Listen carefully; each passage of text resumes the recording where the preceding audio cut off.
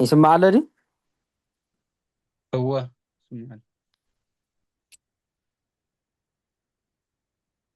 تواصل. ايش؟ امم ይህም በሃ በልዋ ለቤተ ክርስቲያን ይላል።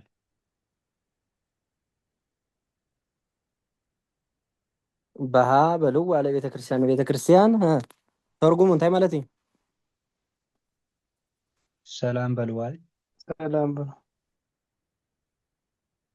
سلام بلوا خمي حد يركب بلوا مالتي ايش؟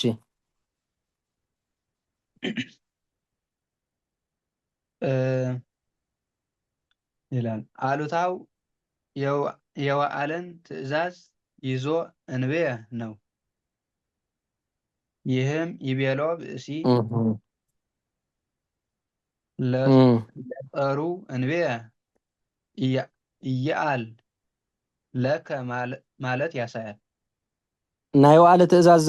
كوميدي، نايو على تأزاز وقال لي يوقال وابناء انا مالتي وقالكم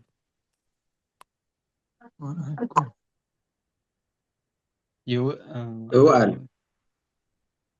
هو لجهم እውእል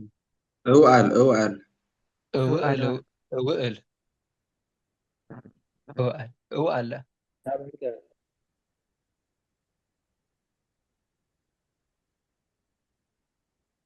بقالو تاسك قصصوا ايوا قالكم لكم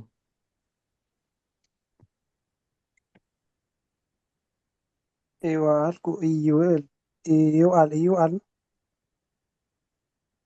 زرغبا يلن كاله كلهم ايوا قال ترى ይውል يوقال يوقال ايوا قالكم ايوا الكس مسبله ይዋል يا آليا خون مانجا كم زي قور هم ولد اللي خون هذا الحاجة زي ወርደው እንወስ ከተጥፎ ወለኩም ጎሪዱ እያለ ይዝብል ስለዚህ እንታይ ኢልና ዘሎ በሃይ ቤን ይፈልገዋል ሌልና ሓቀይ ይህም በሃበልዋ ለቤተ ክርስቲያን ይላል ኢሉ ካብ ቆፂል እንታይ ኢሉ የዋዕልን ትእዛዝ ይዞ እንብየ ነው። ይህም ስለዚህ ይቤሎ ናይ ዋዕለ ትእዛዝ ሒዙ እዩ ዝመፅእ ይብለና ኣለቱ በሃ ማለት እዩ ናይ ዋዕለ ትእዛዝ ከኣመኒ እያል ናይ ኣነ በዓሉታ ማለት እዩ እያል እሺ ትእዛዝን ይዞ እንብየ ነው። ይህም ይቤሎ ብእሲ ለጸሩ እንብየ እየአል ለከ ማለት ያሳያል። ተርጉሙ ዋስክስ ትርጉማ መን ኣለዚያ ሰብ ንፀላእሲ ኣይውዕልን ምሳኻ ይብሎ ኢልዎ استوي ሰብ تطلق على الحرام ንፀላእሲ ኣይውዕልን ምሳኻ ኢልዎ ትርጉማ እስኪ ንፀላእዩስ ምሳኻ ይውዕልን ኢልዎ ሰብ ንፀላእዩስ سوية ምሳኻ ዝብል በሎ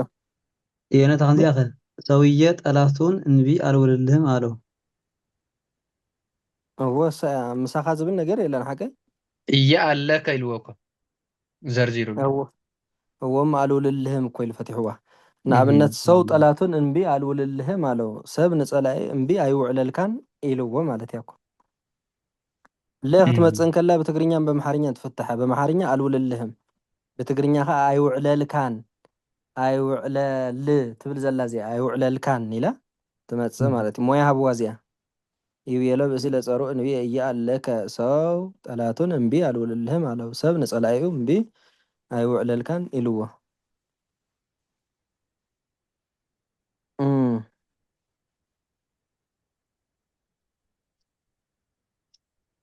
ሞያ ሃብዋ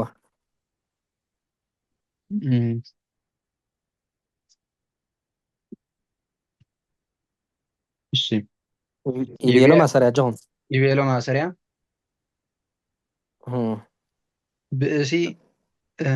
ይቤሎ ብእሲ ይቤሎ ባለቤት ለአጋባብ ፍቹ በቁንቀሪ መያው አይባላ አይደለም ዘርዚራ እንዲያ ዘላት ዘርዚራ እኮ ዘላ ዘርዚራ ተጠቃሽ ማያው ተጠቃሽ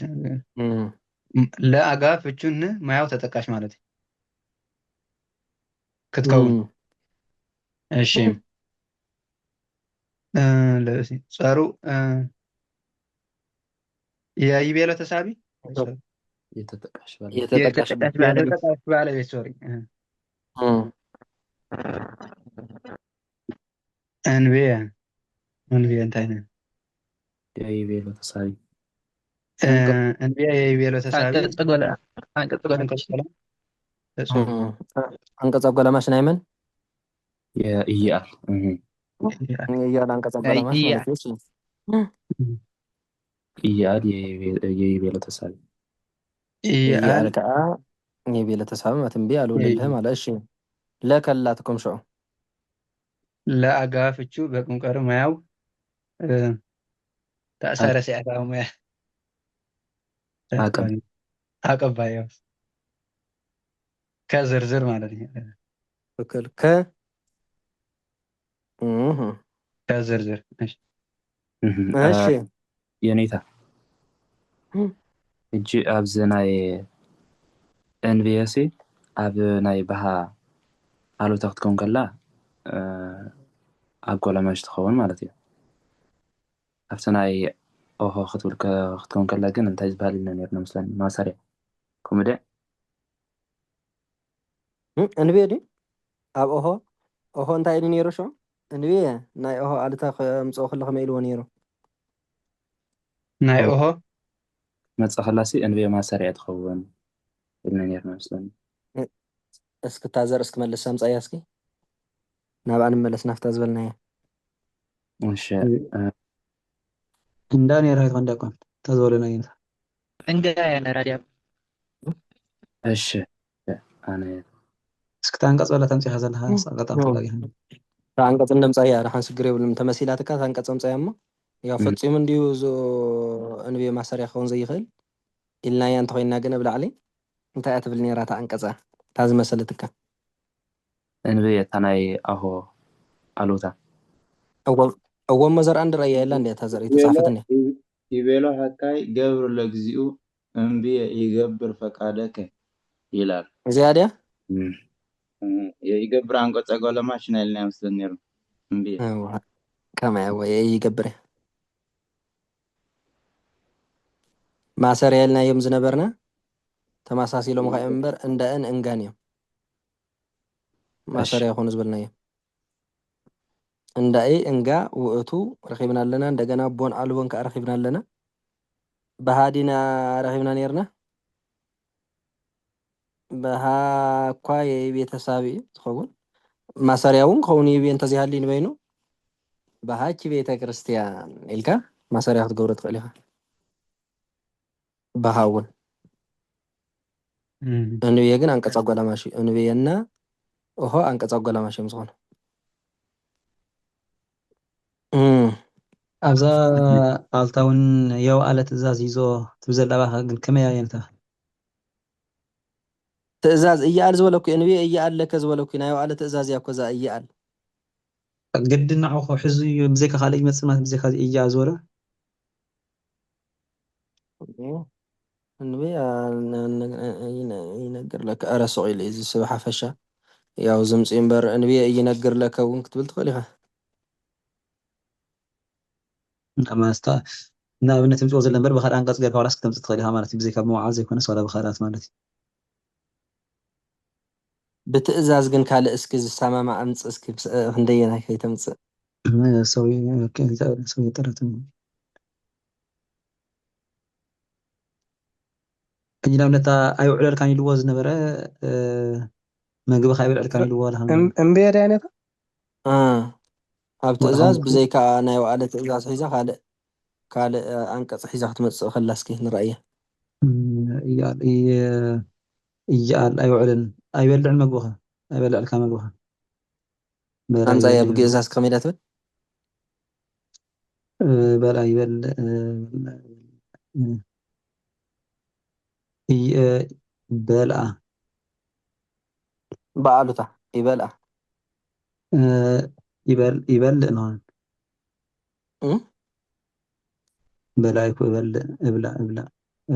يبلع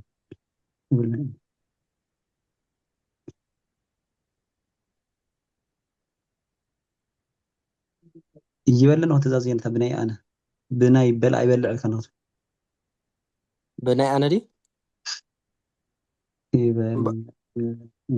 يا بعد ساري بصدقي بزانا يالتم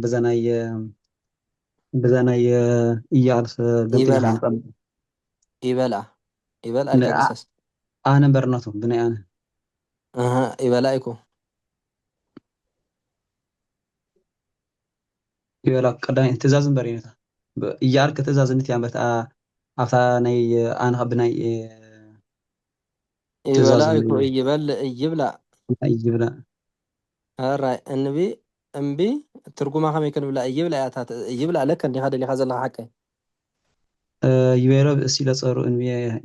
يبلع يبلع أوكي بستاكا تقريني هاي خم يكتب لها اللي هاشوا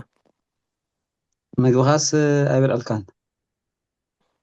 إلو مالتي يبيلو بسيل لصارو أيبلع الكان أنت هون كافو كلا إخا تقبر زلها يبلع إخا تبزلها يبلع لك أخت بلله أنت هون هذا عبت إزازين أنا بزلنا حاجة حكي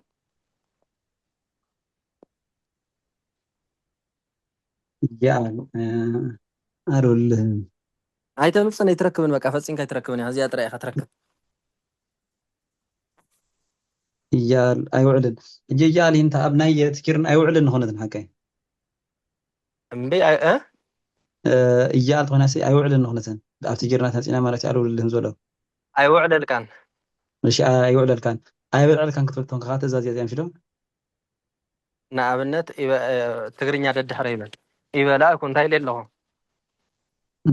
يبقى أيكو أيوعلن هون يبلع أيوعلن يبلع خيبل لا نخيبل لا نخيبل لا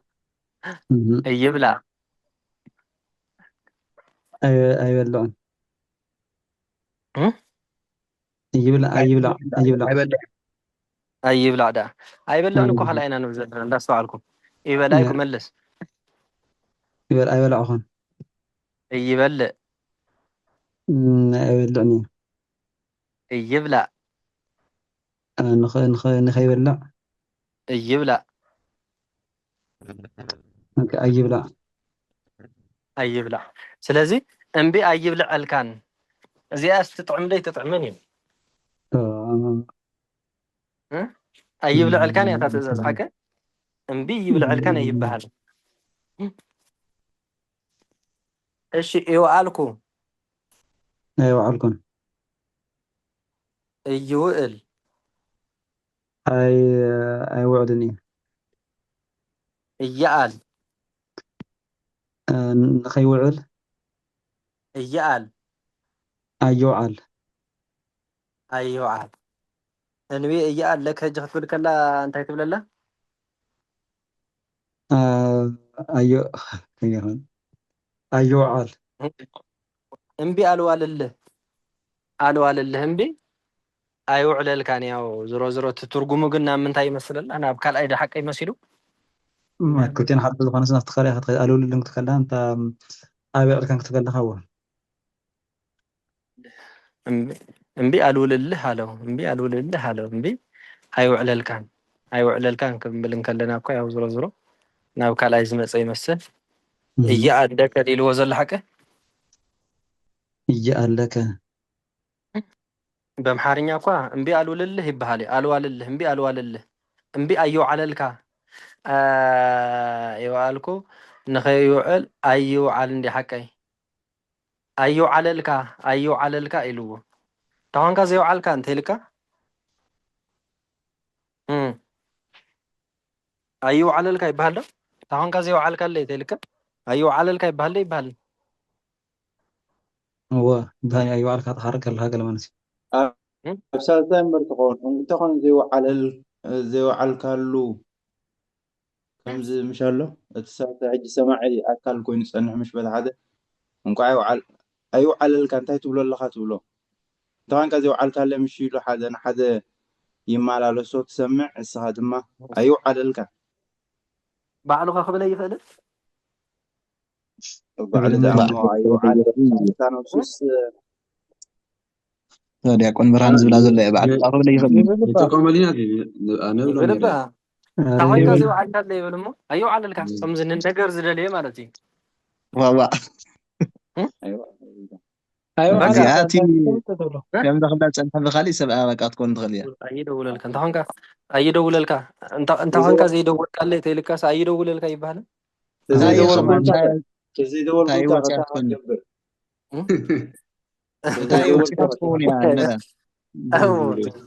ዞሮ እንታይ መስለኩም እዚኣ ንኩሉ ትኸውን እያ ምዛ ኢሳይያስ ዝበላ እውን ትኸውን እያ ካልአይቲ እውን እንታይ ትኸውን እያ መስለኩም ባዕልኻ እውን ሓሪቃ ትኸውን እያ ቃለ ተምኦ ናይ ቁጣዓ እና ብሓፈሻ ሕጂ እንታይ ትሕዝዋ መስለኩም እዚኣ ኣብ ናይ ወኣለ ንናይ ወኣለ ትእዛዝ ሒዛ ትመፅእ ንዝበላ እዚኣ ብዘላታ ንሓዛ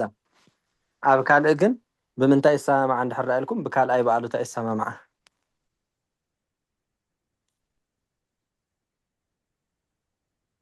ኢልና ነርና እንብየ ይገብር ኢልና ነርና ብላዕሊ ርኢና ነርና ኢና ሓቂ እንብየ ይገብር ለካ ማለት እዩ እንብየ ኣልሰራልህም ኣብ ናይ ትእዛዝ ኣንቀጽ ግን ኣብ ናይ ንወኣለ ናይ ትእዛዝ ኣንቀጽ ሒዛ መፅኣ ክትንገር ትኽእል እያ እዩ ዝብለና ዘሎ ፅቡቅ እዩ ኣይውዓለልካ ንብል ኢና ኣልዋልልህ እውን በምሓርኛ ይበሃል እንደገና ይወኣልኩ እይውእል እንብየ እይውእል ለከ እውን ክትብልዋ ትኽእሉ ኢኹም ብናይ ካልኣያ ከምቲ ሓንቲ ወ እይገብር ከም ዝበለት እንብየ እይውእል እሞ ንብል እምቢ ኣልውልልህም እዛ ሕጂ ሓንተወይ ትብላ ዝነበርካ ናብዚኣ እያ ትመፅእ ብናይ ካልኣይ አንቀጽ ክትፍታሕ ከላ ኢኻ ከምኣ ትብል ስለዚ ብናይ ካልኣይ አንቀጽ ከይንገር ደ ይንገር እንተኢልካ ወይ ንገር ኣብ ላዕሊ እውን ነጊርና ነይሩ ማለት እዩ ይብየላ ሃካ ይገብር ለእግዚኡ እንብየ ይገብር ለከ ኣብዚ ዲ ኣብ ላዕሊ ኢልዎ ነይሩ መስለኒ ኸም እሰይ እምቢ ኣልሰራልህም ስለዚ እንብየ በቃ ኣብ ኣሉታ ኣብ ካልኣይ ናይ ኣሉታ እያ ትመፅእ ኣብ ፅድቂ ትመፅእ እያ ኣብ ናይ ወኣለ ከዓ ንናይ ወኣለ ትእዛዝ እየኣል ንዝበለ ሒዛ ትመፅእ ማለት እዩ ኦኬ ኣብ ካልኣይ ትእዛዝ ክትኣቱ ከላስ ኣብዛ ከምዚ ኢላ ክትመፅእ ከላ ማለት ብኣሉታ ጥራይ ዝመፅእ ማለት እዩ እያል ዝበል ማለት እዋ ዓንተ ወይ ዝብል በቃ ብፅድቂ እስክምፅእ ኣብዚኣ ክትብል ንበል እስክንማጎተላ ይትመፅእ እያ ኣብ ናይ እዚኣ ካሊእ ምሽ ወይስ ከምቲ ሓንቲ ኣለዋ እዚኣ ጅምላ ዝፀናሕና እንብየ ምስታኒ ዓንተ ማለት እታ ዓንተ ዝበልናያ ሓንቲ እያ ምንም ቅያር እኮ ይብላ ያው ናብዚ ወሪድ ኣፍቲ ዓንተ ወይ ኣፍቲ ረኺብናያ ነርና ኣብቲ ፅርግያ ሕጂ ካብ ዝጎደና ኢና ረኺብናያ ዘለና ሰ ያ ንሰራ ኣብ ትእዛዝ ኢልና ነር ኣብ ትእዛዝ ነካልኣይን ኣካልኣይ ክኸውን ከሎ ማለት እዩ ሕጂ ዋላ እኳም ኣይና ንብ ዘለና ኦኬ እሺ ኣካልኣይ ኣብ ኣሉታ ያ ኣብቲ ከዓ ብክልቲና ነርና ኣብ ሕጂ ፍቲ ላዕሊ እንታይ ሓዊስናላ ነርና ኣብ ትእዛዝ ብፅድቂ ነይራ ያ ሓቂ በልዎ እንብየ በልዎ ወእንብየ በልዎ ለዲያብሎስ ኢልና ዝረኣናያ ማለት እዩ ያ ብትእዛዝ ብፅድቂ እውን ትመፅያ ኢልና ነርና ሕጂ ግን ኣብ ናይ ወኣለ ትእዛዝ ሒዛ ትመፅእ እንዲ ዝብለና ዘሎ ናይ ወኣለ ከዓ እንብየ እየኣል ኢሉ ምፅይዎ ኣሎ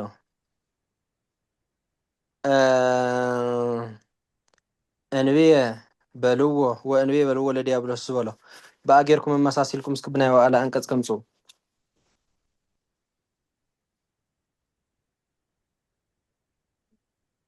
ኣይትመፅእን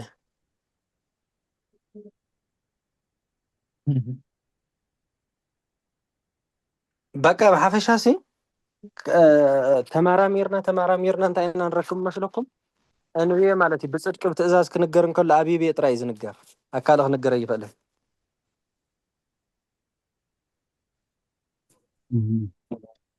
እዚኣ ግን ናይ ናብነስ ኣብታ ልዕላ ዘላኒ ዝብላ ፀኒሐ በሃ ይብየን ይፈልገዋል ይተዋዋልም ይኸውም በሃ በልዋ ለቤተ ክርስቲያን ይላል ኣልታውም የዋዕለ ትእዛዝ ይዞ ብዘላ እዚኣስ ናይ ብዛዕባ ናይ ባህሪ ይዛርብ ዘሎ ወይስ ብዛዕባ ናይ ኤንቢ አይደለም እስኪ በሃ በልዋ ለቤተ ክርስቲያን ምስ በልካ በሃ በልዋ ለቤተ ክርስቲያን ይላል ኣልታውም የዋዕለን ትእዛዝ ይዞ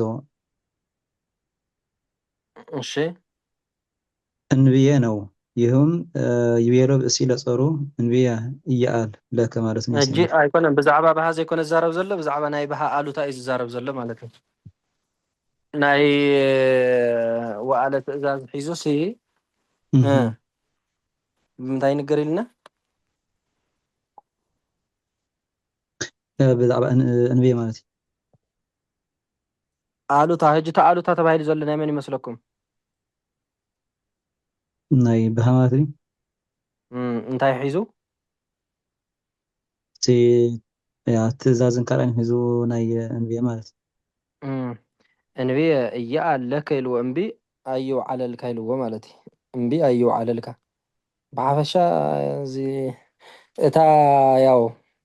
ካልእ አንቀጽ ብዙሕ ይሰማምዑን እዚኣ ብኸመይ ረኺብዋስ እውን ዝገርም እያል ንዝበለ በቃ ትእዛዝስ ብዚኣ ጥራይ ክትርከብ ትኽእል ማለት እንዲ ብሓፈሻ እንደገና ይብየ ከዓ ኣብ ትእዛዝ እውን የጓላምስ ክንብል ከለና ካብ ይብየ ወፃኢ እንብየ ማለት እየ ካብ ይብየ ወፃኢ ካልእ ክንገር ኢልኩም ትሓስቡ ኣብ ትእዛዝ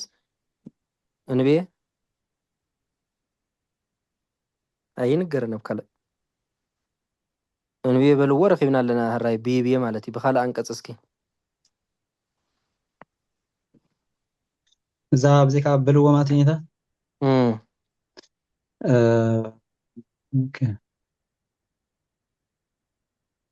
ኦኬ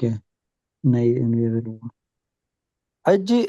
እንብየ እያኣለከ ሕጂ ንኣብነት ባሃ ንኣብነት ባሃ እንተይልካያ ንሓደ ሰብ ባሃከ ተይልካያ ከመይ ሓዲርካ ማለት እንዲ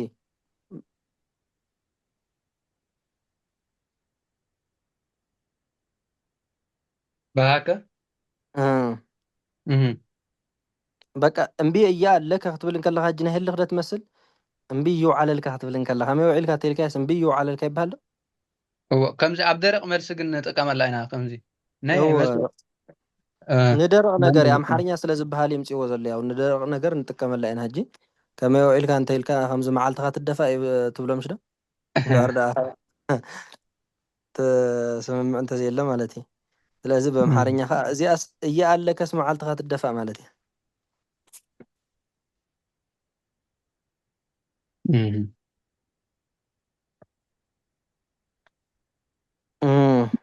ምናልባት ኣብ ኣምሓርኛ ገለ ዝፈሊ ይኸውን ኣብቲ ቋንቋታት ቁሩብ ይፈላል ድዩ እስታይ እንብየ ኣልዋልልህ ማለት እንታይ ኣቲካ ዝወዓልክዎ ከምዚ ንህልኽ ነገር ብሓፈሻ ሲ ንህልኽ ኢና ንጥቀመላ እዚኣ እዚ ብባዕሉ ብዝመስሎ እንደ ፀሓፍ ኣገባብ ኣምፅኡ ዘሎ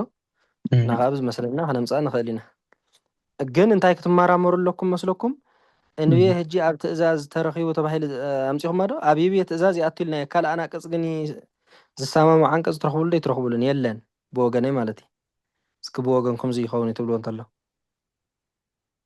እንብየ ማለት እየ ኣብ ትእዛዝ አንቀጽ ክንገር ካብ ካልእ አንቀጽ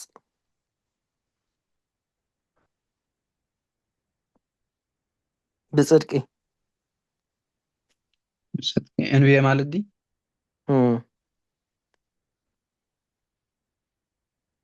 ብጽድቂ ዳ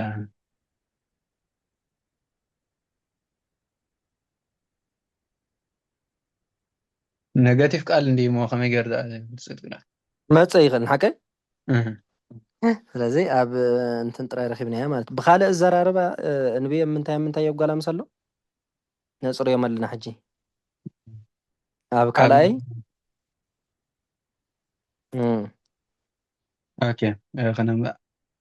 በካልኣይ በኣሉታ ይገባል ኣብ ካልኣይን ኣብ ኣሉታን እንዳዘጓላምስ ማለት እዩ እዚኦም ጥራይ ዝኣቱ እምበር ኣብ ፅድቂ ኣብ ናይ ፅድቂ ትእዛዝ ብዘይካ ኣብ ይብየ ማለት እዩ ካልኦት ክኣቱ ይኽእልን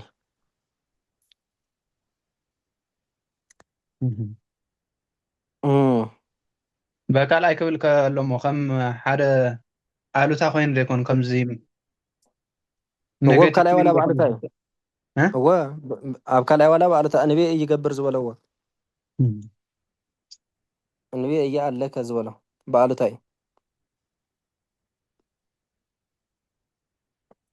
ኣብ ካልኣይ በአሉታ ማለት እኮ ኣብ ካልኣይ ከኣቱ እንከሎ አሉታ ኮይኑ እዩ ዝኣቱ ማለት እኮ እዩ ካልኣይን አሉታን ንበይንን ኣዋጅ ኣይኮነን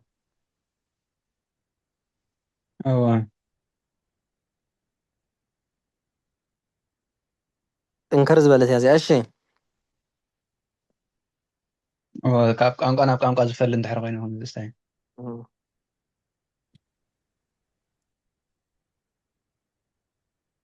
ቀፂል እንታይ ኢሉ እንብየ ነው ለፀሪልና ሕጂ ባሃ እሊህም ባሃ ወሆ ናቸው ይሉ ሶስቱም ካልእ ባይ ሶሪ ማለት ያሳያል ከነባር እና ተለይተው ሶስቱም ይብየን ይፈልግታል ሰለስቲኦም ካብቶም ነባር ኣናቅጽ ተፈልዮም ምስ ሰለስቲኦም ንይብየ ይደልይዎ እዮም ይብለና ለመነመን እዮም ሰው እሊህም ባሃ ወሆ እወ ናቸው ባሃ ግን በውድ ነው እንጂ በግድ ባሃዲ አይፈልግም ረሰው ኢሉ በግድ ይኮነም በወዲ ባሃ በውዲ በውድ ነው እንጂ በግድ አይፈልገውም ገው ነው እሺ እሺ ባሃከ ረቢ እንዲያለ ኢሉ ይቤ እዎ ከንታይ ኢልዎ ናቶም ኣየምፀሎም ኦሆ እዚ እንታይ ኢልናዮ ብግዲ እዩ ሓቀ ግዴታ እንታይ ይደሊ ኢልናዮ ኦሆ ግዴታ ይቤ ይደሊ ኢልና እዎ ኸ በግዲ ኮይኑሎ ግዴታ ሓቀ እዚኦም ክልቲኦም በቃ ንእዎ ንይብየ ይደልይዎ እዮም ግዴታ እዩ ብዘይካ እዚኦም ኣይንገሩን ኢልና የመልና ንክልቲኦም ባሃ ግን ኣምፅይዎ ኣሎ ባዕሉ ማለት እዩ ብውዲ ንይብየ ከምፆ ይኽእል እዩ ግዴታ ግን የብሉን ማለት እዩ ከም ደስ ዝበለ ያው ባሃ ብዓሰርተ መራሕያን ብዓሰርተ መራሕያን እኳ ኣይኮነን እስኪ ባሃ ዘርዝርዎ እስኪ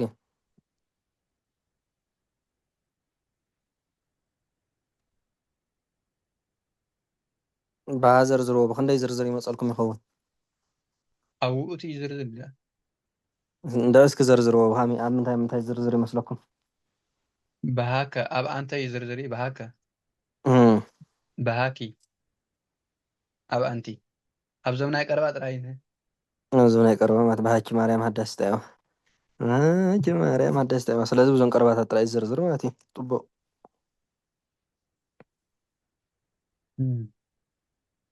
ይብየ ከነባር እና ተለይተው ካብዞም ቀረባታት ወፃእ ከዓ ካልእ የለን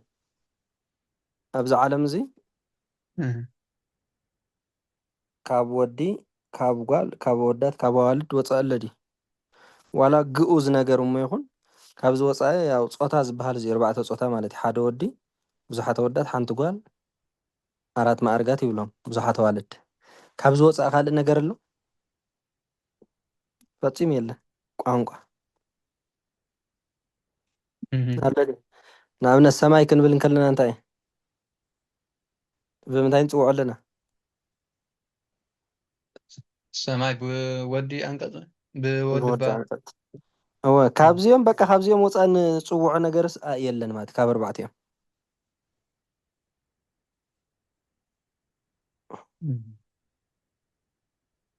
ዋይ ዝተመንክረግም እንተኢልና ብምንታይ ፀዊዕና ኣለና ብወዲ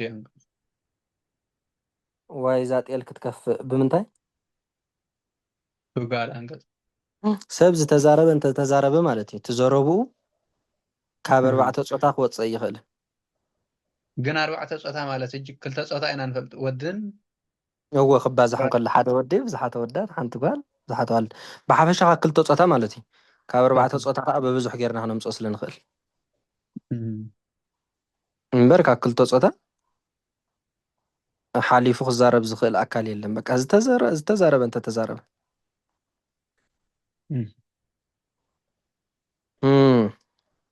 ይብየ ከነባር እና ተለይቶ በ10 ሰራዊት አናቅጽ አናቅጽ ከነባር አንቀጽ ተለይቶ ከነባር አናቅጽ ተለይቶ በ10 ሰራዊት በአንዱ ንዑስ አንቀጽ በሶስት አበይት አናቅጽ በ80 አቅማር ይነገራል። በጣም ዝገርም መጀመሪያ ምንታይል በ10 ሰራዊት ይልና ማለት 10 ሰራዊት በልዎም በብሓደ እስኻ ይብየ ኢልካ መጀመር ሾ ሓደ ካ ናይ አንተ ቀፂልካ ሓደ ናይ ተምኡቶም ይብየ በል ይብየ እንታይ ክዝርዝር ተቐብኣይ ክቕበሉካ እዮም ካልእ በብእብረ ማለት እዩ ይብየ ምሽልካ ኣለካ ቀፅል ሓደ ካ ቀፂሉ እንታይ ይብል يبل ትብየ ደኣ عتبة ብ10 መራሕያን ቀዲምና ከነዘርዝሮ ይብየ ትብየ ኢልካ ኣለካ እሺ ቀፂልኩም ይቤሉ መልካም ቀፅሉ ጆ ትብሉ ትብየሉ ዳ ትብየሉ ብየ ሃምስ ኣይትግደፉ ትብየሉ እሺ ቀፅሉ ድጎም ዋላ ተም ዝበልኩም ድጎም ትብየ ትብየ መልካም ትብየሊ ይቤላ ይቤላ ይብየላ አልዕሉ ወባ እሺ ይቤላ ይቤላ ትብላ ዋ ግደፍ አብና ትብየላ ሃምስ ወ ትብየላ እሺ አና ይብየ መልካም እብየ ንብየ 10 መራሕያን ዝተባሃሉ በቃ እዚኦም እዮም ሓደ ርሑቕ ወዲ ቀረባ ወዲ ርሑቓተ ወዳት ቀረባ ወዳት ርሑቕቲ ጓል ቀረባ ጓል ርሑቓተ ዋልድ ቀረባ ዋልድ ኣነ ንህነ ካብዚ ወፃኢ የለን ማለት 10 መራሕያን ዝተባሃሉ በ10 መራሕያን ኢሉ ሕጂ ግሶሱ እንደገና ብ10 መራሕያን ክብል እንከሎ ምስ ትእዛዞም ማለት እዩ ሓደ ይቤልካ ክሳብ ትእዛዝ ግሰስ እሺ በ10 ሰራዊት በአንዱ ስታይል ወሎ ምሽ ንኡስ ኣብኡ ክንበፅሕ ኢና ሕጂ 10 ኢና ነፅፍፋ ዘለና 10 ሰራዊት ማለቱ ሲ እንታይ ማለት እዩ ኢልና ሕጂ 10 እቶም ሰራዊት ርኢናዮም ኣለና እንደገና ይቤ ከዓ ኣብ ዝሓለፈ ክሳብ ምንታይ ይግሰስ ኢልና ንኡስ አንቀጽ የብሉን ክሳብ ትእዛዝ ግን هو أرجع ولا بسوست أبيت أنا قص إلى ولا نع عينا ما يتنبل በቃ በሰለስተ ዓበይቲ ኣናቀጽ ብሓደ ንኡስ አንቀጽ ኢልዎ ዘሎ እቲ ንኡስ አንቀጽ ተባሂሉ ዘሎ ንኡስ አንቀጽ ከይመስለኩም ዘንዳ አንቀጽ እዩ ዘንዳ አንቀጽ እዩ ስለዚ ሕጂ ቅልጥፍ ኢልኩም ኣነ ደልየያ ዘለኹ እቶም 10 መራሕያን ማለት እዩ ክሳብ ትእዛዞም ግሰስ ነብሎም ይብየ ኢልካ ሓደ ሰብ ግሰስ ካብኡ ኸ ናይ ይብየ ይብል ይበል እሺ ጽቡቕ ብጣዕሚ تبي تبل ትበል تبلش ኣይኮነን በል ትበል ዘይኮነሲ መልሳ እሞ ትብየ ትብል ትበል በል ዳ تبل بل أوكي ቀጥሎ ሕጂ ናይ ውእቶሙ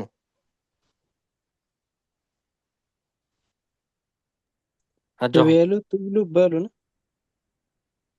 ይብየሉ ይቤሉ ይብሉ በሉ ይበሉ ዘንዳ አንቀጽ ይትግደፍ ይቤሉ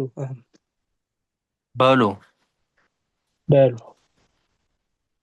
ናይ አንተሙ ትብሉ መጀመርታሲ በለ ክትብሉ እንድሕር ዳ ኮንኩም ሃምስ እዩ ዝጅምር እቲ ሳድ ሰብ ካልኣይ እዩ ዘሎ ትቤሉ ትብሉ ትበሉ በሉ መልካ ናይ እቲ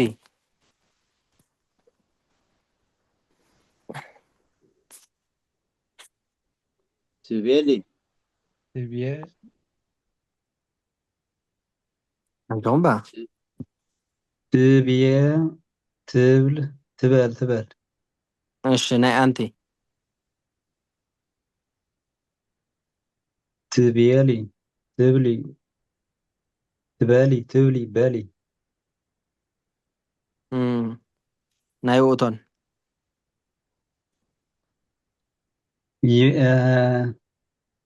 ይቤላ ይብላ ይበላ ባዳ ይቤላ ይበላ ይብላ ይብላ ኣይተሓወሶ መጀመርታ መመልሶ ይቤላ ይቤላ ይቤላ ይቤላ ይበላ ኣይኮነት ይበላ ይብላ ይቤላ ምሽ ትብሉ ይብላ ካብኡ ሳደስ ምስ ገበርኩም እንደገና ናብ ግእዝ መሊስኩም ከዓ ይበላ ንክብላ ማለት እዩ ይበላ ይበላ ይብላ ይብላ ኣለዋ ማለት ይበላ ትእዛዝ እሺ ናይ አንትን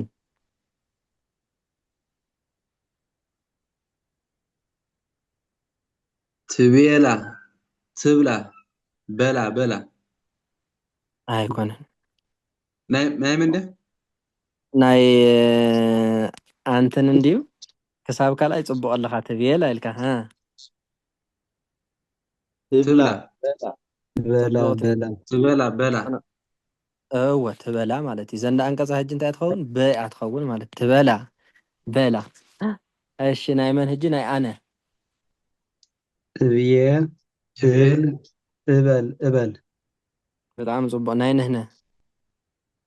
ንብየ በቃ 10 ሰራዊት ዝተባሃሉ ተረዲኦምኩም ዶ እዚኦም እዮም ይቤ በቃ በዛ ግስ እዚ ኣይዝግሰስ ካልኣይ ይግሰስን ማለት እዩ እሺ ቀፂሉ ብ10 ሰራዊት ብሓደ ንኡሳ አንቀጽ ዝበለ ዘንዳ አንቀጽ ኢለኩም ኣለኹ ብሰለስተ ዓበይቲ ኣናቅጽ ዝበለ ከዓ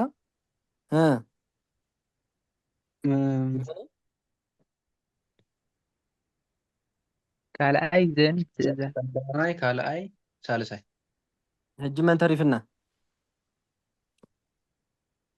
ካብኦም ዘንዳ አንቀጽ ንኡስ አንቀጽ ኢልዎ ዘሎ ሰማይ ንኡስ አንቀጽ ዘንዳ አንቀጽ ኢልና ካብኡ 80 ድዩ በ80 አቅማር ዲ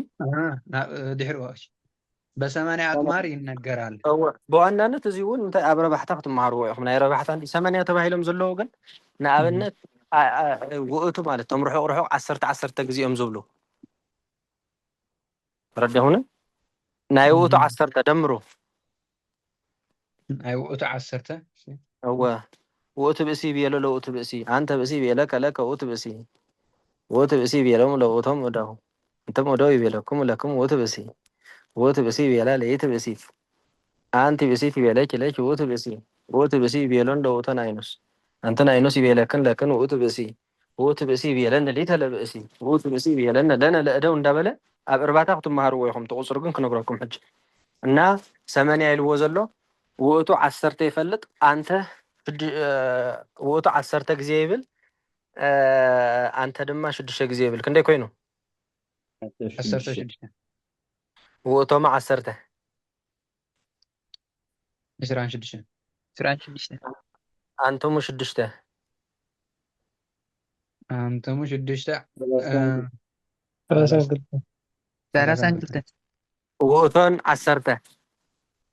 42 አንተን 6 48 ይእትልና ያደ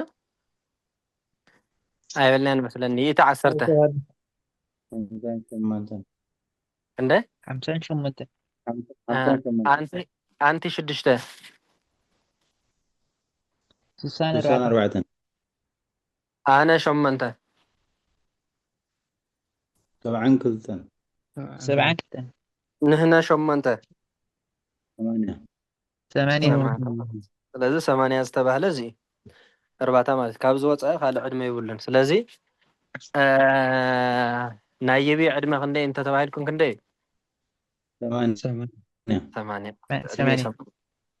80 ገይሩላ ንኣይ ካብዛ ዕድመ እዚኣ ዝሓልፈ ይመስለኒ በቃ ሞት ይፅበ ዘሎ ይበሃል እንድሕር ሰብ ኣሪጉ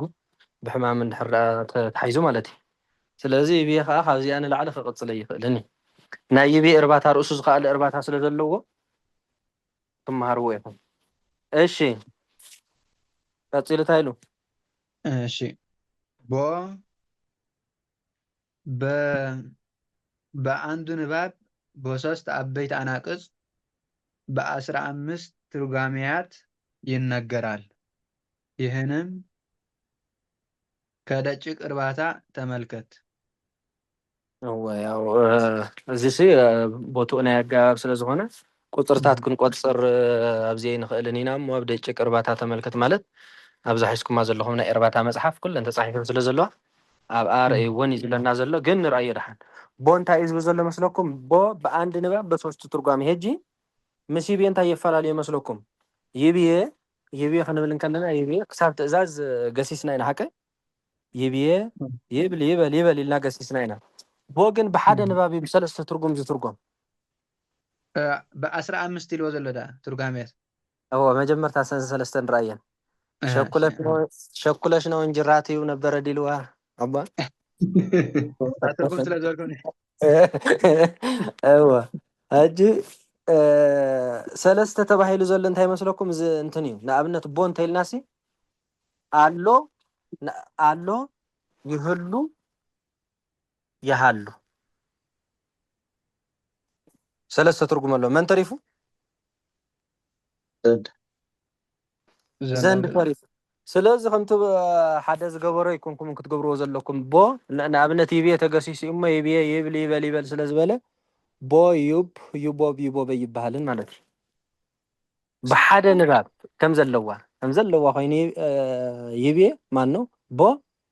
ትርጉሙ ግን ንባቡ ሓደ እዩ ትርጉሙ ግን ክንደይ ሰለስተ ናይ ትርጉም ኣለዎ ናይ ቀዳማይ ናይ ካልኣይ ናይ ትእዛዝ ትርጉም ኣለዎ ማለት እዩ ስለዚ ኣለዎም ዶ ሲብየ ሲብየ እንታይ ፈላልይዎም ኣሎ ይብየ ዘንድ እንዶ ዘንድ አንቀጽ አለው ይብየ ካልእኸ እዚ ብሓደ ንባብ ይብየ ኻኒ ግሰስ ናይ ይብየ ካልኣይ ኣለዎ ሓቀይ ካልኣይ መን ይብል يبلي نابنت يبينا بسلسة ترجم كن ترجمة ينخلنينا كلاي كنا يبين دحر دليلنا منين نتكلم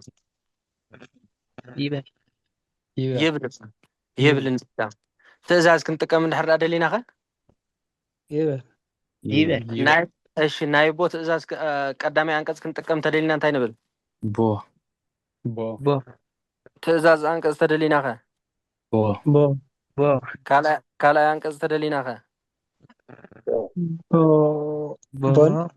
بو أجهم زند أنك استدلينا خا بو حكي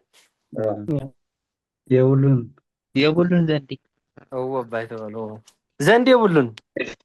ثلاثة ترجم كن اللغة مالت يزجر ميوزيك أفلي زبالي حجنا أمنت بو على أونا زب بسمايات يوم التنور قبل كل هجي أنت أزيا قدام أيديا خلا أيديا تا بسماء يوم التنور تنبر أوكي أب سمايت نبر ربنا هم بالكلنا كالا ريهم نابنت إزرا وهنوك وست سماي النار إناني رنا مثلني إزرانا هنوك كسماي وست قال لنا نيرنا إزرا وهنوك وستيجي بجنة لنا نيرنا زي أخن تاي قال له خبلن كله قدامي إزرانا هنوك كزاري بجنة قال له قدامي ማለት ነው በትእዛዝ ከስከምጾ ልብክሙ በሰማይ ንበልሐን ልብክሙ ልባችሁ በሰማይ ያሉ ይኖር በሰማይ ያሉ ልብክሙ ይፈጠቅሽ ይዘል ሐቅ ያሉ ትእዛዝ ታይ ያሉ ገዲፍ ልብክሙ በሰማይ እናውን ልብኩም በሰማይ ያሉና ብናይ ትእዛዝ ከነመርምራ ንኽእሊና ማለት እዩ ስለዚ ቦ ፍልይ ዘብላ ነገር ሓደ ንባብ ብሰለስተ ትርጉም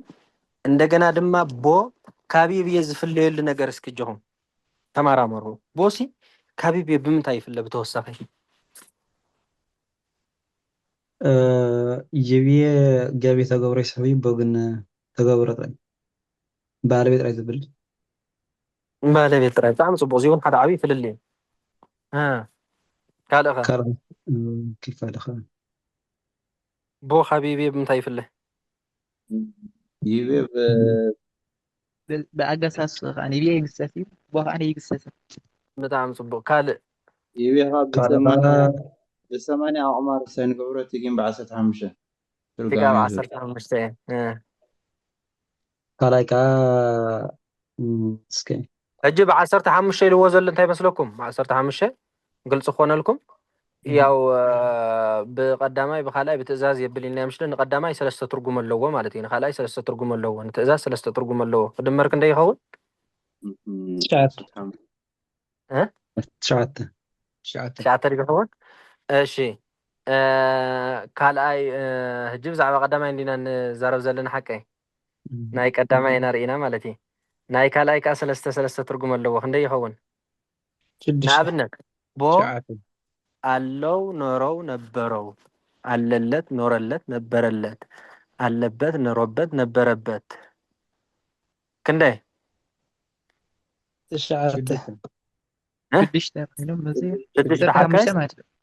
ጸንሖ ሽድሽተ እዚ አይደለም ክንደይ መጽየም እንዳቆጸርኩም አለው ኖረው ነበረው ሰለስተ አለለት ኖረለት ነበረለት ሽድሽተ አለበት ኖረበት ነበረበት ትሽዓተ ይኖረዋል ይኖርለታል ይኖርበታል ዓሰርተ ይኑረው ይኑርለት ይኑርበት ዓሰርተ ሓሙሽተ ዓሰርተ ሓሙሽተ ሪኢኹም ናይ ቀዳማይ ትርጉም ክንደይ ኣለዎ ማለት እዩ ትሽዓተ ናይ ካልኣይ ትርጉም አይደለም ናይ ካልኣይ ንበይና ዳ ሰለስተ ይኑረው ይኑርለት ይኑርበት ዝበልናዮ هو ናይ ትእዛዝ ከዓ ሰለስተ እንታይ አይደለም ናይ ትእዛዝ ታይድናና ነርና የለን አይምር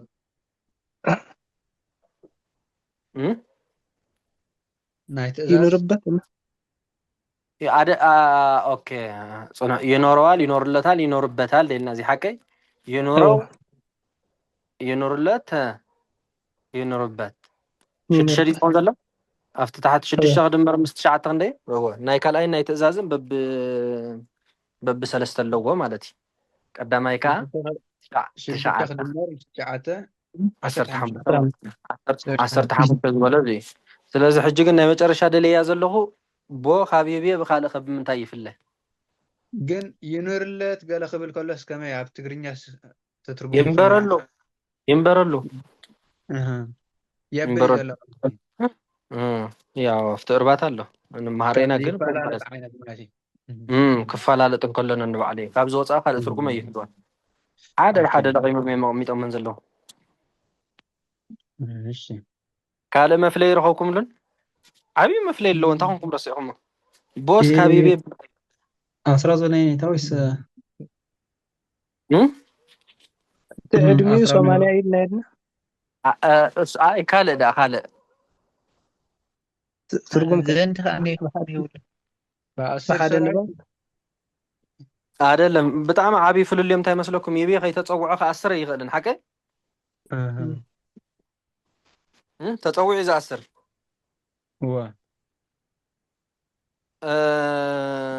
ይቤ ተጸውዒ ቦኸ ቦገን ይጽዋዕኒ ሞ ከምኡቱ ማለት እሞ ከይተጸውዖ ካዛስ አዋ ቦ ተጸውዒ ከ10 ይኽእል ከይተጸውዖ ከ10 አቡነ ዘበሰማያት አበይ ተጸውዑ ለይ ንኣብነት ያሃሎ መመርመርያ ንብለኮ ሱቋይ ከይተጸውዑ ዝኣስሩ መነመን ድም ኣለዋ ደለዋ ውእቱ በቃ ሞቱ ሃለዎ ተባሂሉ ዘለኮ ዝቦዚ ይኳይ ስለዚ ካቢብ ፍሊ ዘብሎ ነገር እንታይ እዩ ያው ከይተጸውዑ ከ10 ስለዝቀል በጣም እንዳፈላለኹም ክትቁጽሉ ከለኹም ማለት ይቤ ካብዚ ብኸመይ ይፍለ እዚ ካብዚ ብኸመይ ይፍለ ብዙሕ ነገር ኣለዎ መፈላላይ ማለት እዩ እና አፈላላይ ምን እንዳራኹም ክትቁጽልዎ መለኩም በቀጸላ እሺ ቀጽል እንታይ ነው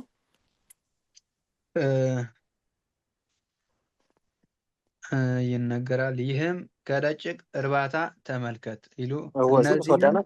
አገባ መስወዳና ደጭቅ እርባታ እንሬና ቦቶ ማለት እሺ እነዚህም ነባር እና እንደ አበይት እና ከአንዱ በብእሴሪ ወላ በቢሉ እስታይሉ እስኪ እነዚህም ይልካ እነዚህም ነባርና እንደ አበይት እና ነባር አናቅጽ እነዚህም ነባር አናቅጽ እነዚህም ነባር አናቅጽ እንደ አበይት እና እናይ በአንዱ ትበል እንደ አበይት አናቅጽ አናቅጽ ኦኬ አበይት አናቅጽ በአንዱ በቢሉ እስተገሩን በብዙ በአንድ በብዙ በአንድ በብዙ በሴት በወድ በወንድ በሩቅ በቅርብ በባዕድ በዘመድ እየተዘረዘሩ በመሻዘር ኦኬ ካልዚ ቀጥል በመሻዘር እየተዘረዘሩ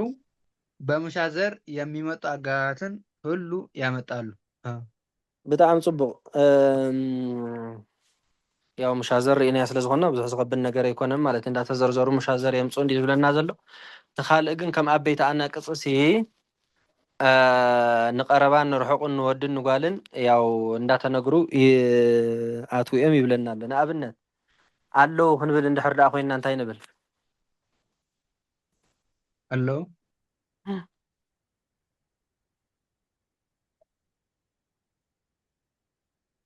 ብግእዝ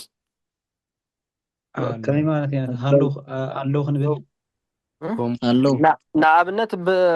ብጓል ብወዲ ብርሑቕ ብቀረባ ይብለና ኣሎ ሓቀይ ብርሑቕ ወዲ እንድሕር ዳኣ ኢልና ይብየ ክንብል ኢና ይብል ይበል ይበል ክንብል ኢና ሓቀይ ብቀረባ ወዲ እንድሕር ዳኣ ደሊና ከዓ ትብየ ትብል ትበል በል ክንብል ኢና ሕጂ ብርሑቕ ወዲ እንድሕር ዳኣ ኣሎ ክንብል ተደሊና ኸ ኣሎ ኣነ ኣሎ ኣሎ ኣሎ እሺ ንቀረባ ኸ ኣለውከ ኣለውከ ሕጂ ድሕር ዳኣ ተስተውዕሉ ሃለኹም ማለት ብዛዕባ ሃሎ ዝርርብ የብልናን ሕጂ ዝርርብና ምስ መን እዩ ምስ ቦ እዩ መስቦ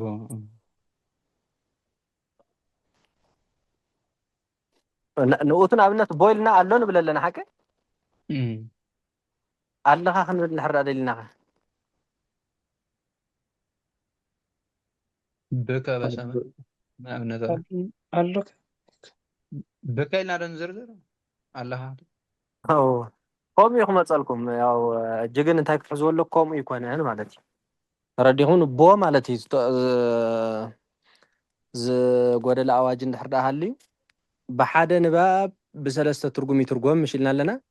እንደገና ብሓደ ንባብ ብ10 መራሕያን ከዓ ይትርጎም ቦ ኣለ በሉ ቦ አለ አለ ቦ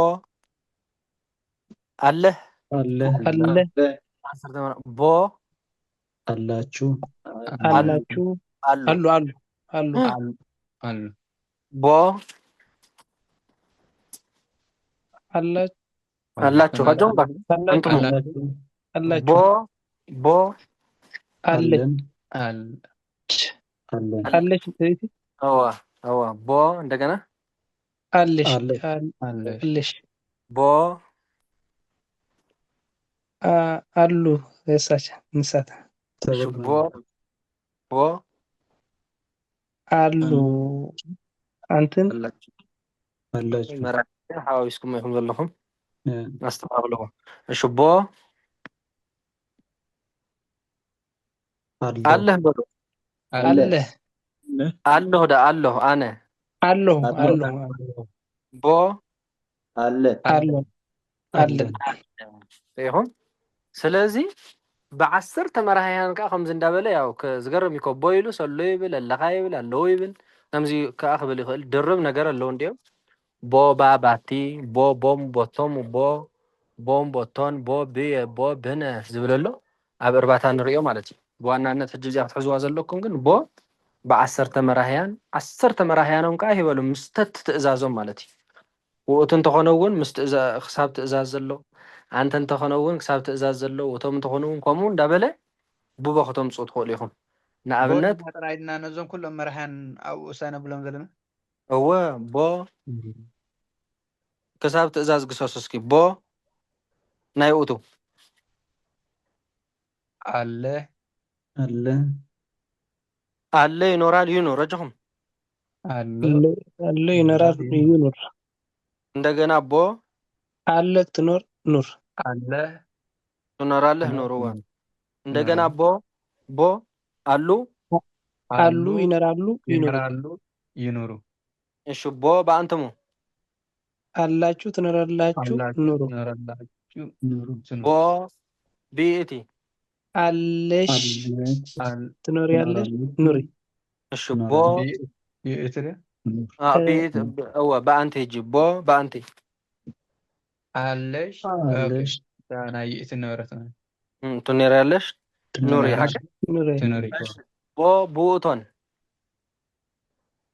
አላችሁ አላችሁ ትኖራላችሁ ኑሩ بوتون بروحو አሉ አሉ ይኖራሉ ይኖሩ ኑሩ ቦ በአንተን አላችሁ ትኖራላችሁ ኑሩ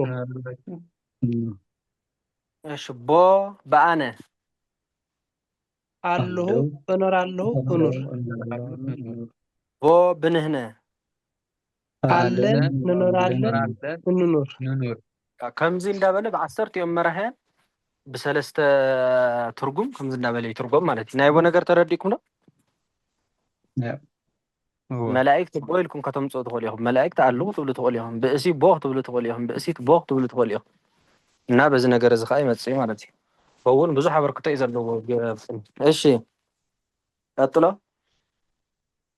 ቀጥሎ እሊህም በዘማች አንቀጽ አሳይተናል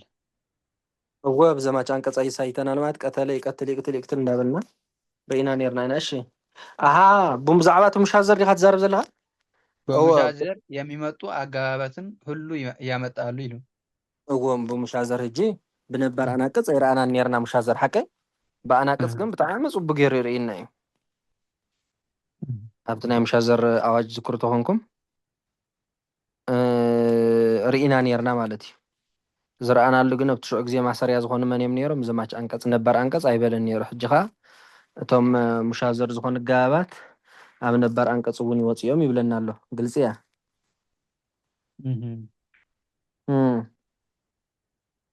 እሊህም በዘማች አናቅጽ አሳይተናል ከአዋጅ አስተውል አሁንም በነባር አናቅጽ እናሳያለን እጅኻ ብነባር አንቀጽ ከነርእየና ይብለና ኣሎ እሺ ይሁም ሃይማኖት በቱ ለጅወርግስ ሲል ሎቱ እንደወጣ አስተውል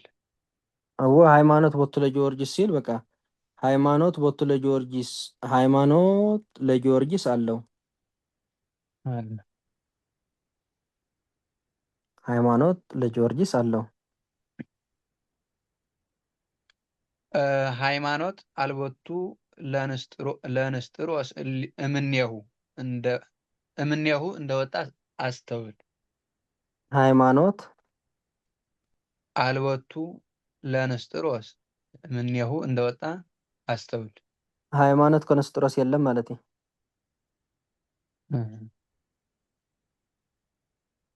ኤልያስ ቦቱ ለገነት እንደወጣ አስተውል ኤልያስ በገነት አለ ክህደት አልቦቱ ለዲያብሎስ ሲል እንበልየሁ እንደወጣ አስተውል ክህደት አልቦቱ ለዲያብሎስ ክትብል እንከለኻ እዚ ኣገባብ ንዘይተማሃረ እዚ እኳ ሓዲ ንዲያብሎስ ክሕደት የብሉን ኢሉ እዩ ዝብለካ ዘይተማሃረ ሰብ እና ክህደት አልቦቱ ለዲያብሎስ እንበልየሁ እንደወጣ አስተውል ይብለና ኣሎ ሪኢኹም ያለ ዲያብሎስ ክህደት የለም ማለት እዩ ብዘይካ ዲያብሎስስ ክህደት የለን ማለት ቀጥታ ክትረአ እንከላ ክህደት አልቦቱ ለዲያብሎስ ክትብል ከላ እንታይ ኢልኩም ትርጉምኩማ ክሕደት የብሉ ዲያብሎስ ክህደት የብሉ ኣገባብ ዘይቀፀለ ቅንየ ዘይተማሃረ ሰብ ከምኣ ኢሉ እዩ ዝትርጉማ ስለዚ ግን ብነገር ሙሻዘር እንዲኡ መፅኡ ዘሎ እንበልይሁ እንደወጣ አስተውል ይልና ኣሎ ሓቀ ያለ ዲያብሎስ ምን የለን ክህደት የለም ማለት እዩ የለን እንዲያመጥ ክህደት ኦኬ በቃ ክንክሕዶ ዝግበአና ስነ ዲያብሎስ እዩ አምላክ ቦቱ ለሙሴ በታቦር ሲል በእንቲአሁ እንደወጣ አስተውል አምላክ ስለ ሙሴ በታቦር አለ አምላክ ስለ ሙሴ ኣብ ታቦር ኣሎ ማለት እዩ እሺ እዚ ግን ተረዲኩም ኣሎ ዲ ኩሉ ሞይኡ ደላይ እዩ ዝኸውን ለ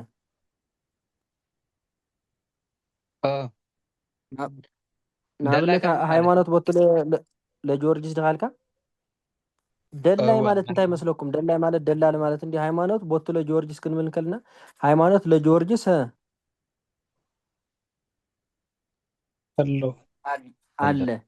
አለው ኢልኩም እንድሕር ፈቲሑማ አቀባይ ዝኸውን ዘሎ አለ እንተይልኩም ግን ደላይ ይኸውን ኣሎ ማለት እዩ። ትትርጉም ትዝርዝር ጠፊኡ ብዘይ ዝርዝር እንተተፈቲሑ ለእንታይ ይኸውን? ደላይ ይኸውን። ደላይ አለው እንተይልኩም ግን ያው ብዘሎ አቀባይ ዝኸውን ቦቱ ተገብሮ አንቀጽ ስለ ዝኾነ አቀባይ ይኸውን ማለት እዩ። ሃይማኖት ለጊዮርጊስ አለ። ሃይማኖት ለጊዮርጊስ አለው። ሃይማኖት ለጊዮርጊስ አለ እንተይልኩም ትቦቱ አለው ክብል ዝግባእ ዝነበረ ጠፊኡ ስለ ዘሎ ትትርጉሙ ከዓ መን ጥፊእዎ ዘሎ ለጥፊእዎ ኣሎ ማለት ለጥፊእዎ ስለ ዘሎ እንታይ ይኸውን ማለት ኢለ ደላይ ይበሃል። ጊዮርጊስ ከዓ የተደላይ ባለቤት እዚ ዓይነት ድጎምን ሕጂ ከማት ኮይና እዚ ሃይማኖት ቦቱ ለጊዮርጊስ ክብል ከሎ ሎት ትኸውፅን ከሎ ሃይማኖት ለጊዮርጊስ አለ ኣብ ትርጉም ዲ ዝኸውን ዘሎ ሕጂ ዘይዝርዝር ኣብ ትርጉሙ ያው ታፅሕፍቲ ተፃሒፋ ኣለ እያ ኣብዚኣ ከዓ ኣለ ነታ ፅሕፍቲ ከተጥፍኣ ትኽእል እያ እንደገና ከዓ ብዘላታ እውን ከተፍታሓ ትኽእል እያ ፀገም የብላ ነታ ዝርዝር ተጥፊኣታ ለደላሊት ትበሃል ደላሊት እያ እንተዘይ ጥፊኣታ ግን ብዘላታ ለኣቀባይ ትኸውን ንሳ እውን ብዘላታ ቦቱ ያው ቦ ማሰሪያቱ ዝርዝር ይኸውን ማለት እዩ ኣብ ትርጉም እታ እንተ ነታቱ እንተጥፊኣታ ግን ደላይ ትኸውን ሎት ግን ነብይ ወፅለይ እንታ ሎት እንደወጣ ኣስተው ዝበሉ ለዝብል ኮለ ሃይማኖት ሃይማኖት ቦቱ ለጊዮርጊስ ሲል ሎት እንደወጣ ኣስተውል ለጊዮርጊስ ለዝብሎ ዘሎ ትርጉማ ከት ብትግርኛ እንተ ንጊዮርጊስስ ሃይማኖት ኣሎ ንጊዮርጊስ ሃይማኖት ኣለዎ ወይ ድማ ንጊዮርጊስ ሃይማኖት ኣሎ ግን ኮይና ደላይ ንፈትሓልና ማለት እዩ ኣለዎ እተኮይኑ ግን ዝርዝር ኮይኑ ኣቀባይ እወ ተጠቃሽ ዘይኮነት እንታይ ኮይና እንተይልኩም ቦቱ ተገብሮ አንቀጽ ስለ ዝኾነ ቦቱ ተገብሮ አንቀጽ ኦኬ አለ ከለና ግኔታስ ሲ ቃፍሲ ማጻ ሰይጥም ዘልፍት ቃል ከሙ አባቃ ይባሃሉ ሃይማኖት ንጊዮርጊስ ኣሎ ማለት ንኣብነት ማለት ኣሎ እዝራ ንሃይማኖት ኣሎ ሊዮን ግን ሃይማኖት የለን ያው ዝተለምደ እኳ ተዘይኮነ ግን ይመጽእ ሓደ ሓደ ኣጣዓይንካ ተምጽኦ ትኽእል ኢኻ በቃ እዝራ ንሃይማኖት ኣሎ ማለትስ ንሃይማኖት ክብል ማለት እዩ ንሃይማኖት እዝራ ንሃይማኖት ክብል ኣሎ ማለት እዩ ንስጉኡ ንናብርኡ ዘይኮነስ ንሃይማኖት ክብል ንቤተ ክርስቲያን ክብል ኣሎ ጊዮርጊስ ንሃይማኖት ክብል ኣሎ ማለት ንነፍሱ ንስጉኡ በቃ ንዑ ንኽጥዕሞ ዘይኮነስ ያው ንእግዚአብሔር ንኸጉስ ኢሉ መስዋዕት ከፊሉ ከም ምባል ይኸውን ይጽቡቕ እዚ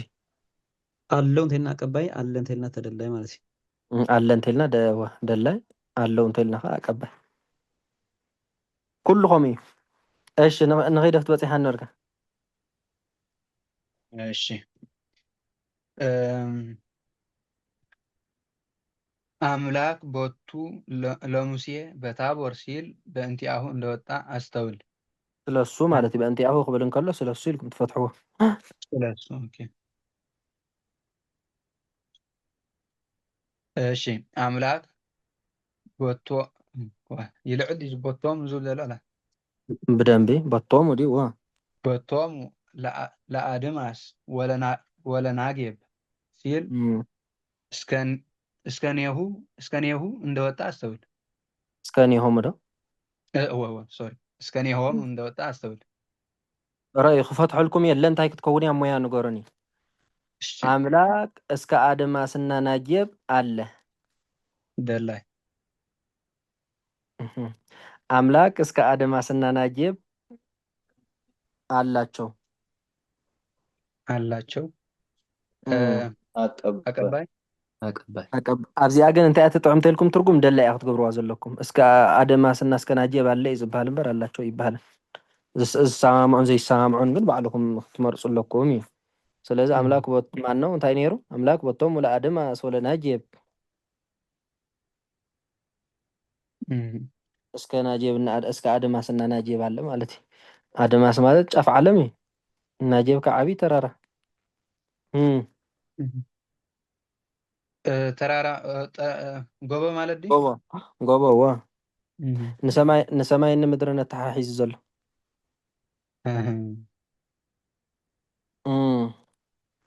አድማስ እንታይ ኢልኩም ወይ እንታ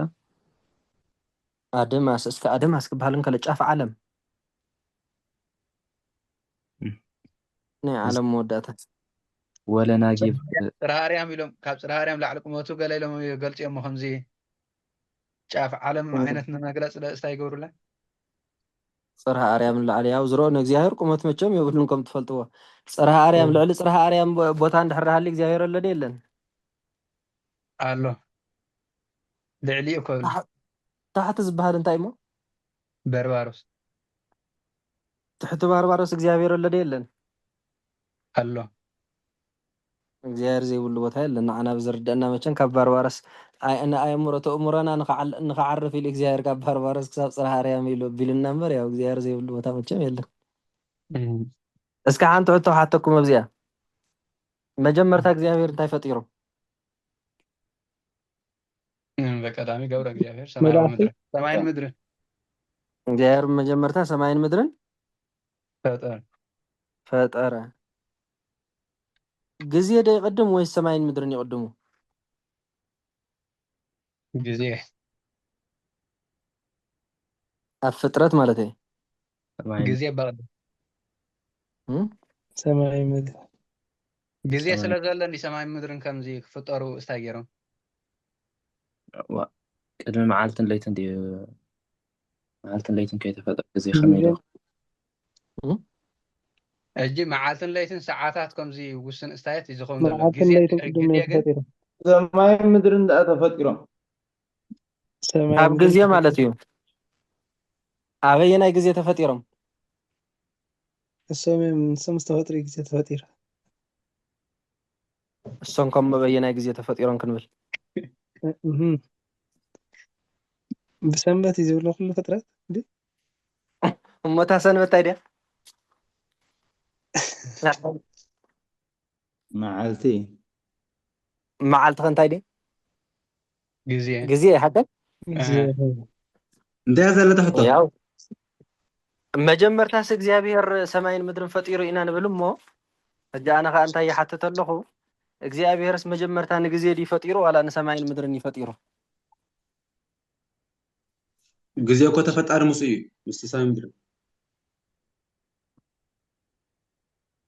እወ ምስ ሰማይን ምድርን እንድዩ ግን ንመን ነቐድም ማዕረድ ኢና ንብሎም ወይስ ግዜ እዩ ዝቕድም ዲና ክንብል ወይስ ሰማይን ምድርን ኢና ክንብል ኣየና ኢና ንብል ሰማይ ክፍጠር ከሎሲ ሓደ ቁፅር ከሎስ እቲ ግዜሲ ምስኡ እቱ እዩ ግዜ ቀዲሙ እንተነይሩ ሕጂ ገለ ነገር ነይሩ ማለት እዩ ቅድሚ ግዜ ስለዚ ሰማይ ምድሪ ክፍጠር ከሎ በቀዳሚ ገብረ እግዚኣብሔር ክብል ከሎ ሕጂ እታ ሰማይን እቲ ግዜ ከዓሲ ሓደ ይጅምር ኣሎ እታ ግዜን እታ ሰማይንሲ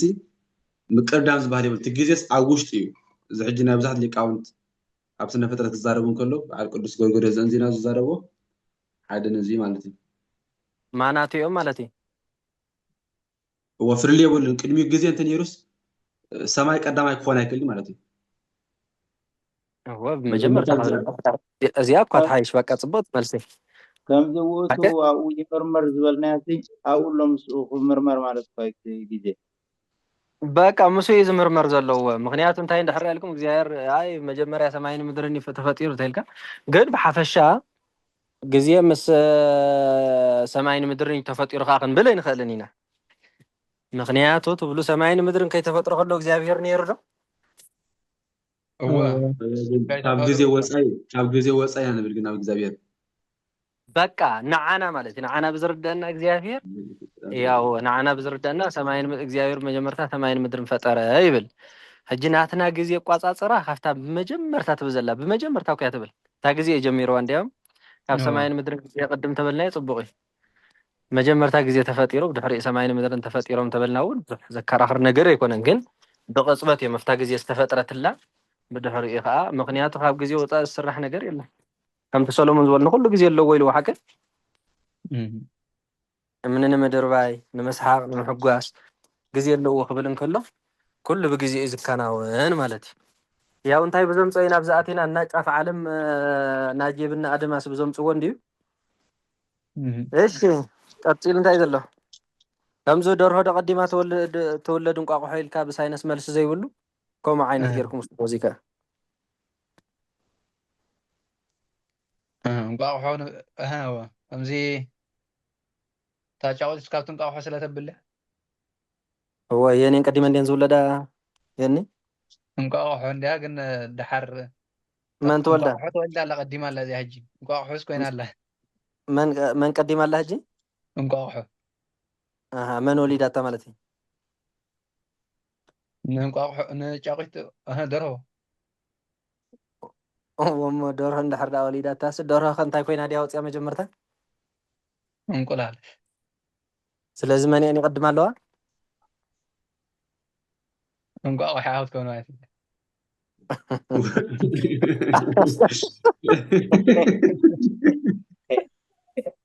ኣብዚ ሕጂ ነዞም መፅሓፍ ቅዱስ ዘይቅበሉ ኣምላኽ ዘይኣምኑ እንተኮይኖም يبلو من انصار يبلو احنا قلنا لنا يا እግዚአብሔር የምትፈልጥዎ ወይ ናትና ደረ ንብል ቴሌግራም እንዲያ ከርዳ አይደለ ሕጂ ከዚ ኣይትበፅሕን ኣይትምልሶን ኢኻ ኣብቲ ዘለኻዮ ቦታ ኮይንካ ኣይትምልሶን ንእሽተይ ክትንቀሳቐስ ኣለካ ናብ ፍጥረት ገፅካ እንድሕሪት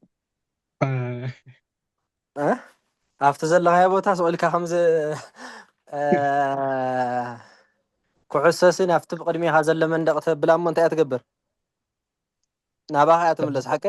ትምለስ ወይ ትሓልፍን ኢኻ ካብ ወፃ ማለት እና ኣሕልፍ ኣብላ ብላዕሊ ሕልፍ ኢልካ ኢኻ ክትምልሳ ትኽእል እሺ ኧረ ኣምላክ በቶሙ ኦኬ እዚኣ ኢልና ነበር እዝራ ቦቱ ለሄኖክ በገነት ሲል ምስሌሁ እንደወጣ አስተውል እስኪ ተርጉሟ እዚኣ እዝራ በቱ ለሄኖክ በገነት ሲል ምስሌሁ እንደወጣ አስተውል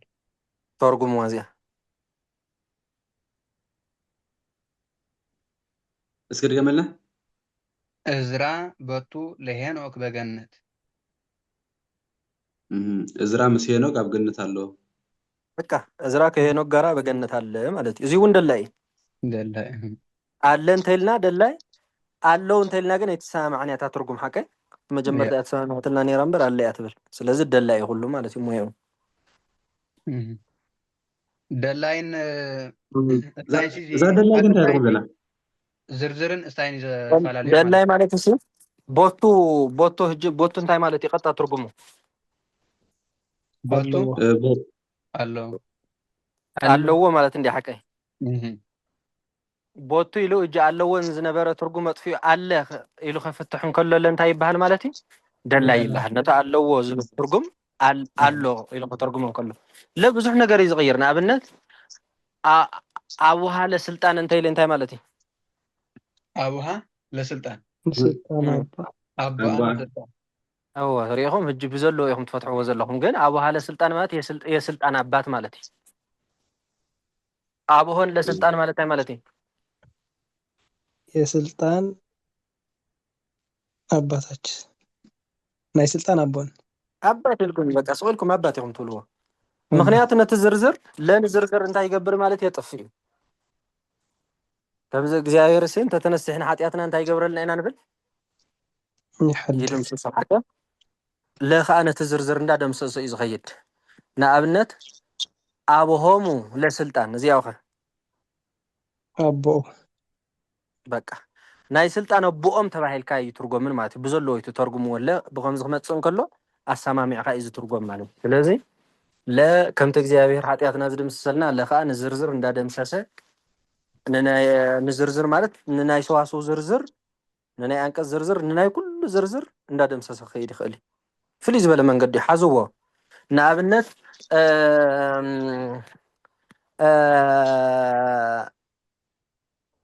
أشي فتعريه تبلو فتعريه لهوان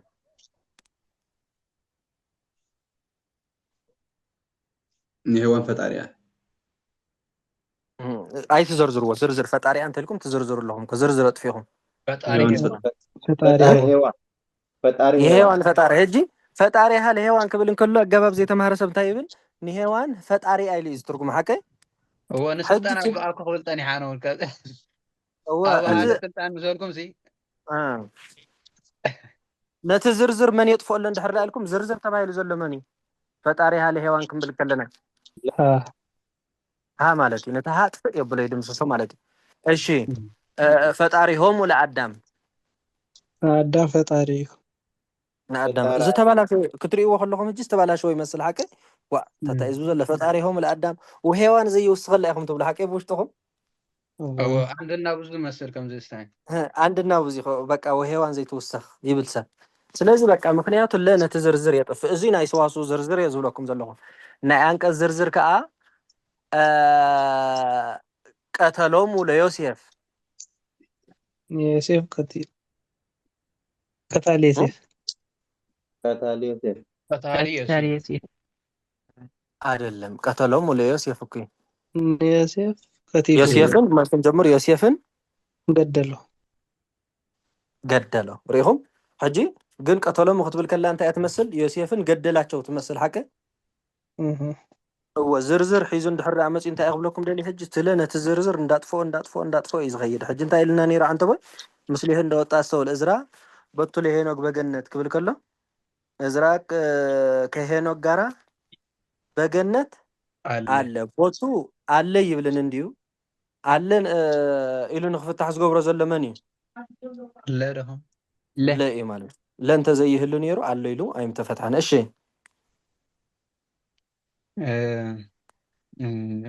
እስከኒው እንደወጣሰው እዚ ሕጂ አመት ተጥቀመሉ እዚ አደነጋርሲ ጾሙ ከንታይ ጣዕሚ ጥቅሙ ዳሞ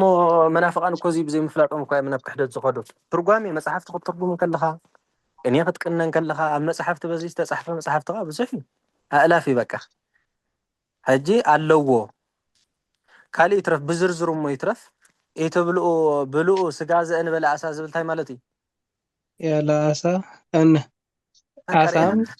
ከብዛ ትብላ ዘርፋ መናፍቃን ኢሎም ዝትርጉሙ ያለ ዓሳ ካልኦል ሓንቲ ስታይ ይብሎም ግን ትርጉም ኣለኹ ኣብ ደጭ ክትርእይዎ ኢኹም ዓሳ ሳይቀር ማለት እዩ ዓሳ ከይተረፈ ማለት እዩ ስለዚ ቀፂልናይና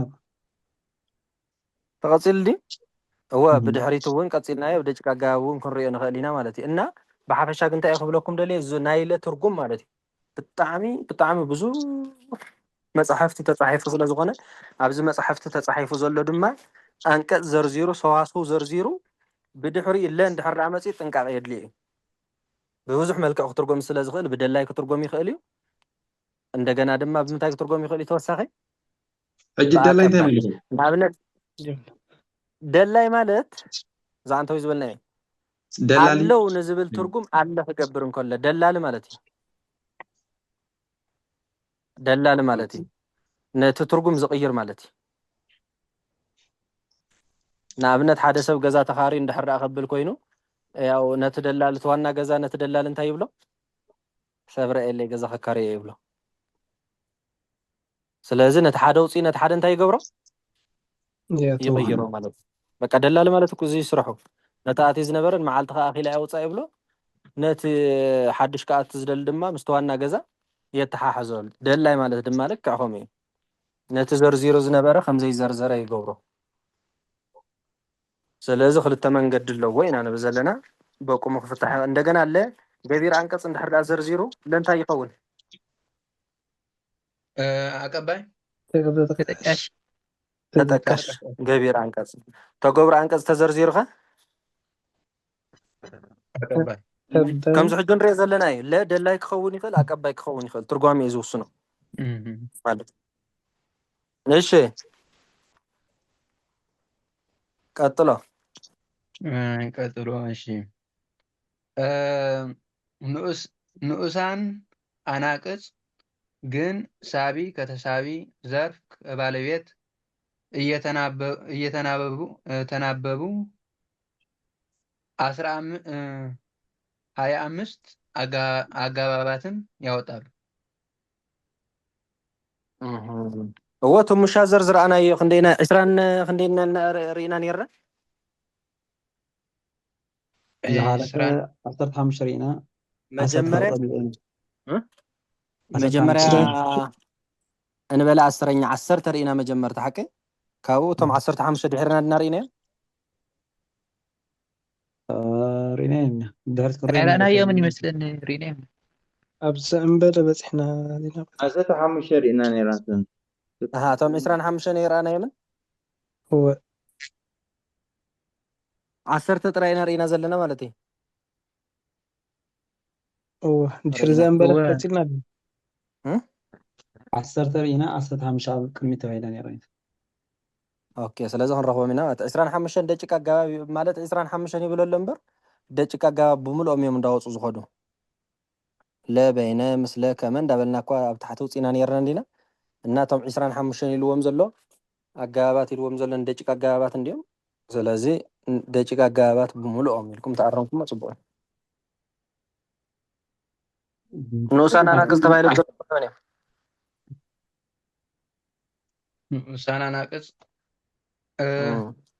ዘንዳ አንቀጽ ሓደ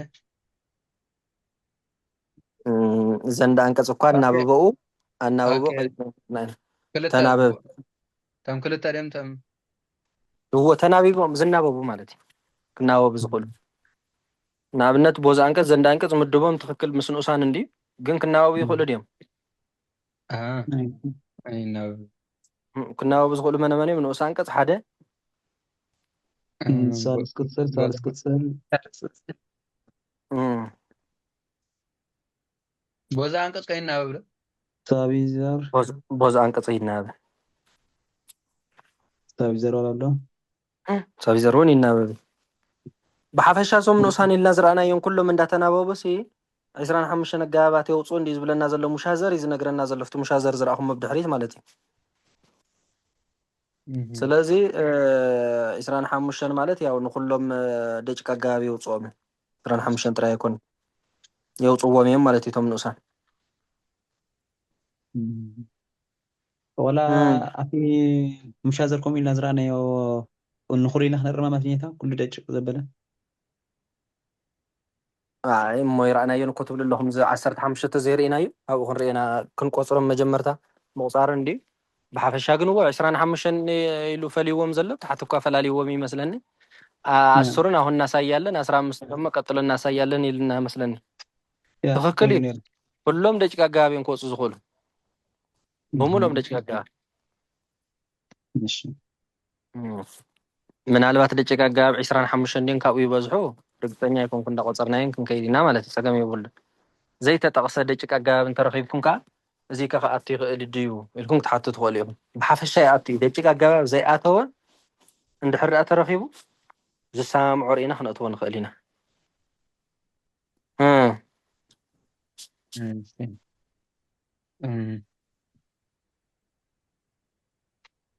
አናቅጽ ያወጣልና አገባባቱስ ማን ማን ናቸው ቢሉ በእንተ ቀጽል ኩሎም ይልኩም አርሙ ወስሶ ይሉ ኩሎም ደቂቃ ጋ ኦኬ በእንተ ምስለ ከመ ሃበ እስከ እንበለ ግዕዝ ውስተ ማእከለ ላዕለ ታሕተ የማነ ጸጋመ ሀበና መንገለ ወእደ ዘንድ ሲሆን መጠነ ጊዜ ለለ በበ ዘዘ ድህረ ቅድመ እየሆነ ሲሆን ናቸው ኢ ሆኖ ሲሆን ናቸው የማነ ጸጋመ ጋበ ይሆነን የሚለኩም ያሐቀ እንደገና ጊዜ ዝብል እውን ይልካለኻ መስለኒ ጊዜ ካ ደጭቅነት ይብሉን ኦኬ ጊዜ ካይወልኩም ግዕዝ ይለ ግዕዝ ዲ እሺ ወላ ጊዜ ይለለኹዎ አሎ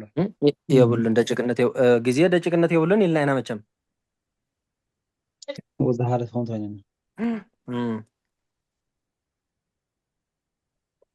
ቀጥሎ ለለ በበ ዘዘ ድህረ ቅድመ ኢ ሆኖ ሲሆን ናቸው። እሺ እዚኦም ዝተራእዮም እሺ ቀዳማይ አንቀጽ ትንቢት አንቀጽ ዘንድ አንቀጽ ትእዛዝ አንቀጽ ቦዛ አንቀጽ ነባር አንቀጽ እየተዘረዘሩ እሊህን ያመጣሉ። እሊህን ኢልዎም ዘለና መኒ ንደቂቅ አገባባት ማለት እዩ። ኣብ ታሕቲ ብዘማች አንቀጽ ኢና ርኢና ነርና ሕጂ ከዓ ነባር አንቀጽ እውን ይሓውሶም ኣሎ ማለት እዩ። ነባር አናቅጽ እውን ነዞም ደቂቅ አገባብ እንታይ ገብርዎም ይኽእሉ እዮም ብለና ኣሎ ከውፅዎም ይኽእሉ እዮም ኢሉ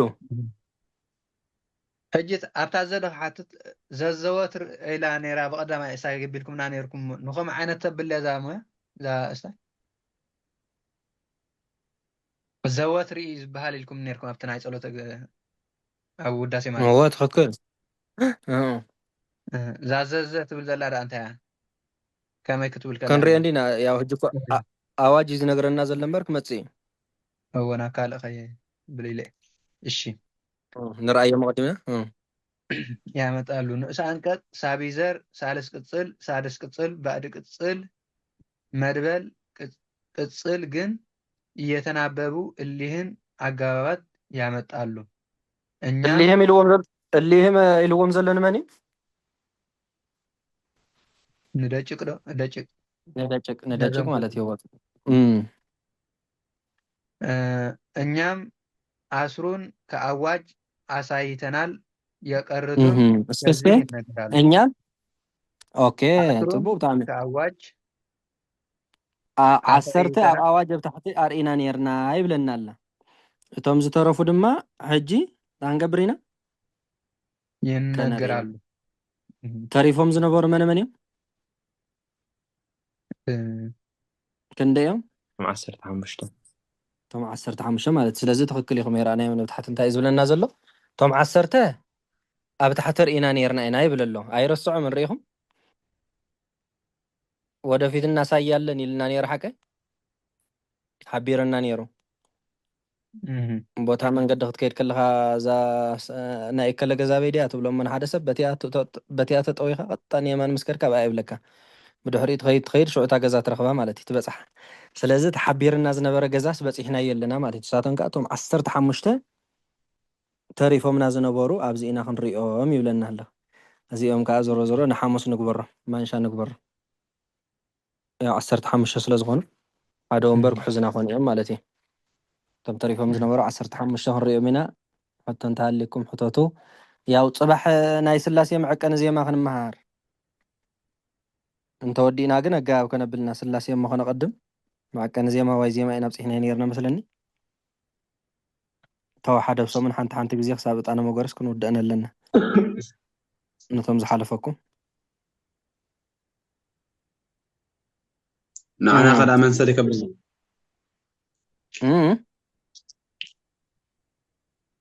ተው ዘይበፃሕና ኸ እየትሕዝኹም የለው እንዲ መቐፀልቲ እኮ ጌርና ኣለና ክሳብ ናይ ዝኣምለክ የለ ሒዘን ኣለኹ ዝኣምላክ በቃ ቀሪብካ ኢኻ ቆም ይበዙን ዋይ ዜማን ተሪፈን ኣለዋ እንተን ኢና ክንገብር ሕጂ ኣብ ዋይ ዜማ ስለ ዝበፃሕና ንቐድሚት ክሳብ ዕጣነ መጎር እሞ ክንዘልቀን ካብኡ ተመሊስና ድማ ካብ ጉባኤ ቃና ክንደግሞ ኢና ብሓድሽ ከምኡ ትሕጉ ክሳብ ዝኾነ ዝኸውን ግን ያው ሪከርድ ዝተመለ እንደገና ከዓ ዘመቐፀልቲ ተገይሮም ዘለው ከቐፅሉ ኣለዎም ማለት እዩ ነዞም ዝገርኩም ዝመፃኹ ያው ክሳብ ዋይ ዜማ ንኣብነት ስላሴ ኢልና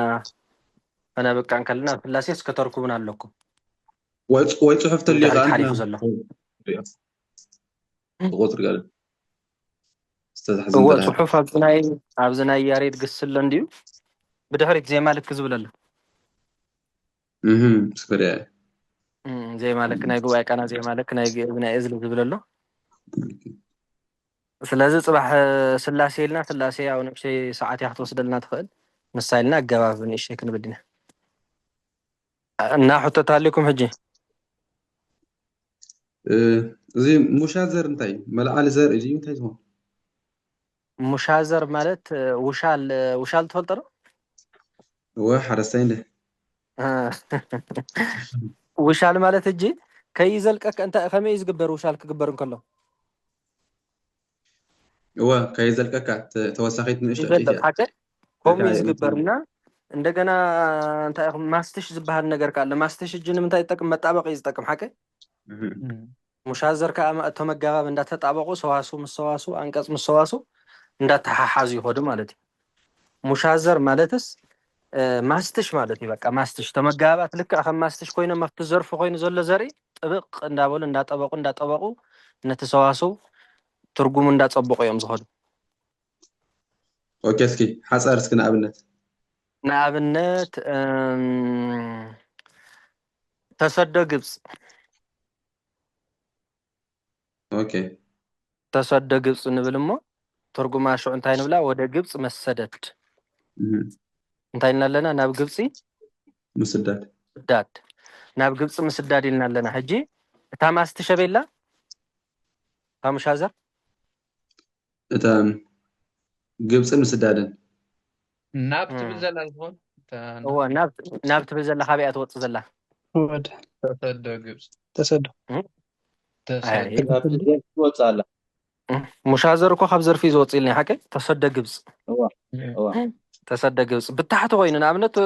ውሻል ዝንብሎ ዘለና ውሻል ብታሕቲ ኢና ነእትዎ ሓቀ ብታሕቲ ኣብ ርዑት ኣይኮነን ስለዚ ወደ ግብጽ መሰደድ ክንብል እንከለና ናብ ግብጽ ምስዳድ ንብል ኣለና እታ ናብ ትብል ኣገባብያ ተሰዶ ሃበ ግብጽ ማለት እያ ይኻ ተሰዶ ሃበ ግብጽ ክትብል ዝነበረት ተሰዶ ግብጽ ኢልና ንግብጽ እንተሰደን ብምንታይ ገርና ጠቢቅና ያነለና በሃበ ማለት እዩ ቀጥተኛ ትርጉም ሕጂ ተሰዶ ሃበ ግብጽ ተሰዶ ሃበ ግብጽ እዚኣ ታዋና ማለት እዩ ጠቢቃ ዝነበረት ሽዑ ምስለ ሓለሐት እታ ውሻል ቀይረ ቢልና በየነትዋ ብታሕቲ ማለት እዩ ታገባብ ይንጽውዓን ታገባብ ከይጸዋዕና ተንሰዋሱ ንገብር እሞ ብድሕሪኡ ካፍታ ዘርፍ ኮይና ዘላ ሰዋሱ ነታ ሙሻዘር ነውፃ ማለት እዩ እንታይ ይበሃል ሙሻዘር ይበሃል ሙሻዘር ማለት ያው ከይተጸውዐ ካብ ዘርፍ ዝወጽእ ኣገባብ ማለት እዩ ካልእ ኣገላልጻ ኦኬ ንደቂቅ ኣገባብ ጥራይ ዝኸውን ሕጂ ደቂቅ ኣገባብ ጥራይ ሙሻዘር ክኾኑ ዝኽእሉ ኣብይ ኣገባብ ሙሻዘር ኣይኸውንን በዓል ምስለ ንኣብነት ኣምላክ ተሰቃል የፈያት እዚኣ እስኪ ተርጉም ስርጉምለ ኣምላክ ተሰቃል የፈያት ኣምላኽ ምስ ንሸፋቱ ተሰቅለ ምስ ለውጡ ወይ ከመውፁ كم شفاته تسأل أملاك كم شفاته هجي كم زبله أب جزء يصوّع عن نيرنا حكي كابي يوصل له كافيات يوصل عند شفتوش يتسكل أملاك يتسكل كم فيات مالتي نعم شازر بطعمي عادة انت يغنسلنا مسلكم بزح زرعي كم زي قانقا جزء انت لنا نيرنا بزحلفة زباخن في دليل لنا نيلا نيرنا حكي نابنت بربرة نختفلسي بإنجليش بربرة نختصحف كده في دل نتكام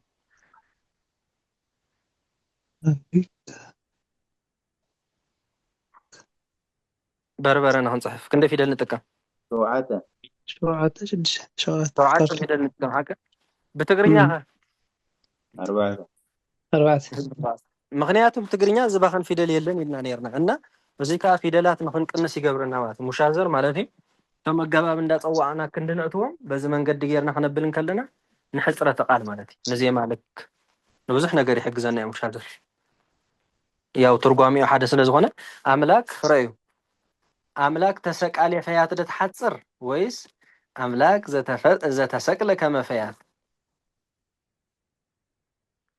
تسك عليه فيات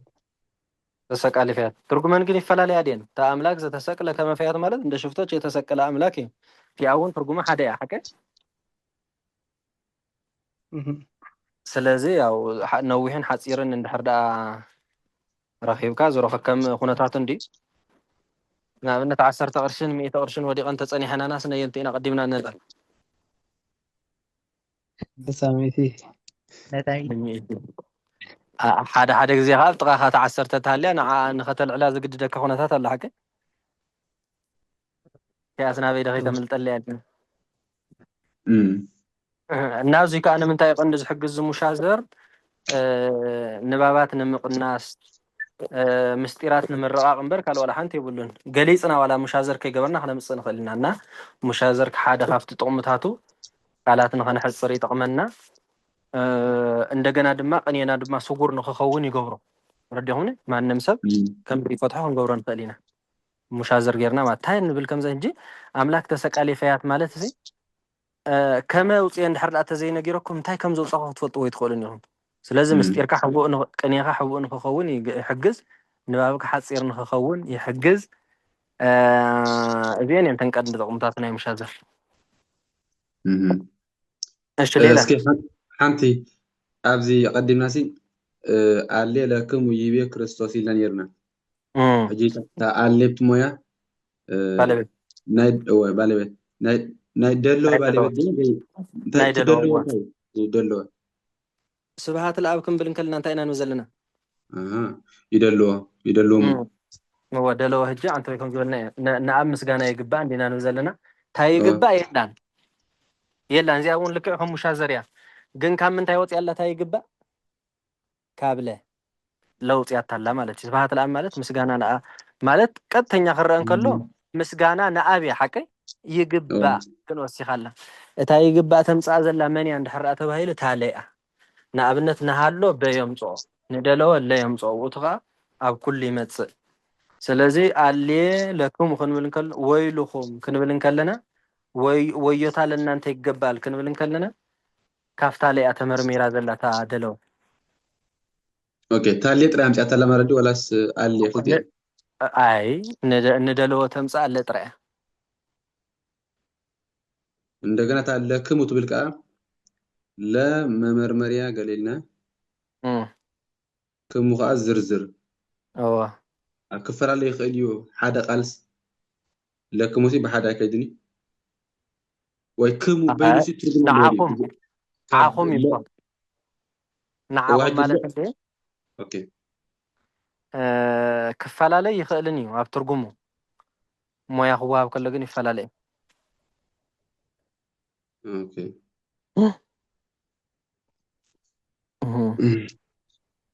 እጂ نعاخ خبلن ከለኹ ዘርዚረ የለኹ ሓቂ نعاخ ንሓደ ወዲ ሕጂ ኻሲ ዝርዝሪ ይብል ኣለኹ ያው ግልፂ እኮ አላ ብትግርኛ እኮ ይግለጽ ንመን ይዝርዝር እንድሕር ተባሂሉ ንመን ንዓኻ ንሓደ ወዲ ንዓኹም ተልና ዝርዝሩ ንመን ንብዙሓት ወዳት ተዝርዝር ተባሂሉ ዘለኮ ናይ ሓደ ወዲ ምዃኑ ናይ ብዙሓት ወዳት ምዃኑ ናይ ሓንቲ ጓል ምዃኑ ንኽፍለጥ ይዝርዝር ዝበሃል ኦኬ እምበር ለኣገባቢልና ክሙ ክንገድፎ ንኽእል ኢና ግን ዝርዝርነቱ ክፍለጥ ስለ ዘለዎ ኢና ከምኡ ንብሎ እሺ ስለዚህ ላይ መመርመሪያ ንብላ ማለት እዩ لا የደለው መመርመሪያ ንብላ ክልተ ሞያ ኣለዋ እንደገና ከዓ ለኣገባብ ፍትቦ ክንቀሩ ሞያ ኣቀባይ ክሙ ዝርዝር እሺ እዝራ ኣብዛ ናይ እየደለዎ ባለቤት ክንኽን ኣብዛ ስታይ ግን ባዕልና ክነካውና ንኽእል እምበር ኣብቲ ቃል ግን ይጥዕመላን ማለት እዩ ባዕልና ግን ከም ዘላ ገርና ንወስዳ ማለት እዩ ከም ይግባው ከንገለ ማለት እዩ ኣሌሎ ክኸውን ከለና እወ ወዮታ ለእናንተ ይገባል ዋላ ይባሃል እንዴ ግን ወዮላችሁ ይልጋ በቃ ወዮላችሁ መሽ ትብል ወዮላችሁ ማለት ያው ይግባእ ማለት እዩ ተወዮታ ስናዓኩም ይግባእ ከማል ኣወቅኒዕኻ ይዝዋብ ፍክስ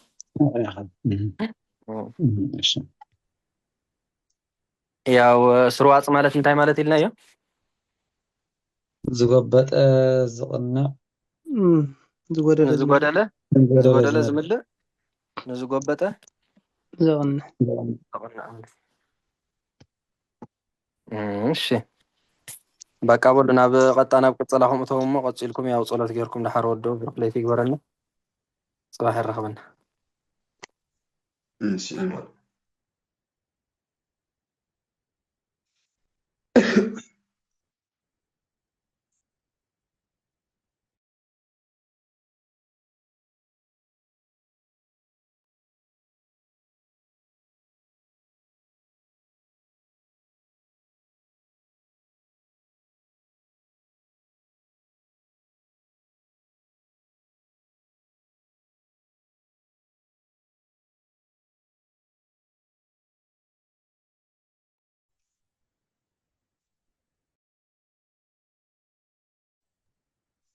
أحوال اللهم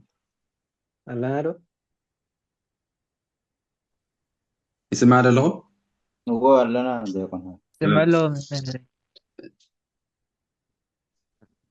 لومينا من يا رمضان موصل نبغهم بزبلو صرفي سوني كو تصحيح غير ابزي فري عندي دا كل ساعه نبغى مثلا وا أنا ربع نحن ابزي فرد النزل مرات نيرا سوني سوني هواز تبعيل نيرو هواز هوات وسيله لطيفه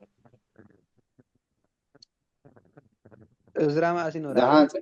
أنتو بس كويتي وفاك أنا بس مثلا تايز بال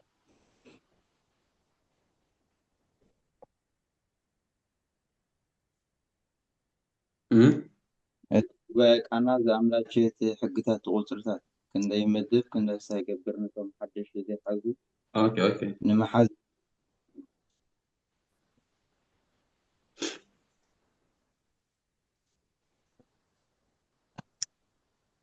اوكي مالو دم ثم جامرتك لنا دينا أحوات مر عربس وصينا إلنا بكش جميرهم لا نيرهم عرب خاين بركواني تعمل النقطة ولا حي ما تنسى هو داويت راينير دويت كأم من قد دي مري أبي ولا أنت وصيو أبيكش نام هارو غلو مونغو أنت يوم قد لهم بيني دي الأزدار كلهم الزارة ما مسير نيرهم سلام عربي بتاعي إذا سمعكم بترد يا سند مكينا ده هرب كلهم أبيكش أتميلهم بلو تميلهم ساعة صلوا خبابي حد ده بخون بينهم ميلهم وسين دي من قد وي بترد يا سند قليل شو وسين من قد وريده سي هو تردياتنا من قد له خسلوا تبلدنا مركم سي وين هو يوم قوم قلنا هو مسينا جزاك سبزو صح زيو سيدات اللي يا ريت انا ولكي لا اخوان كيده بعد تمسجن كدياقون تمسجن አለው ደሆነ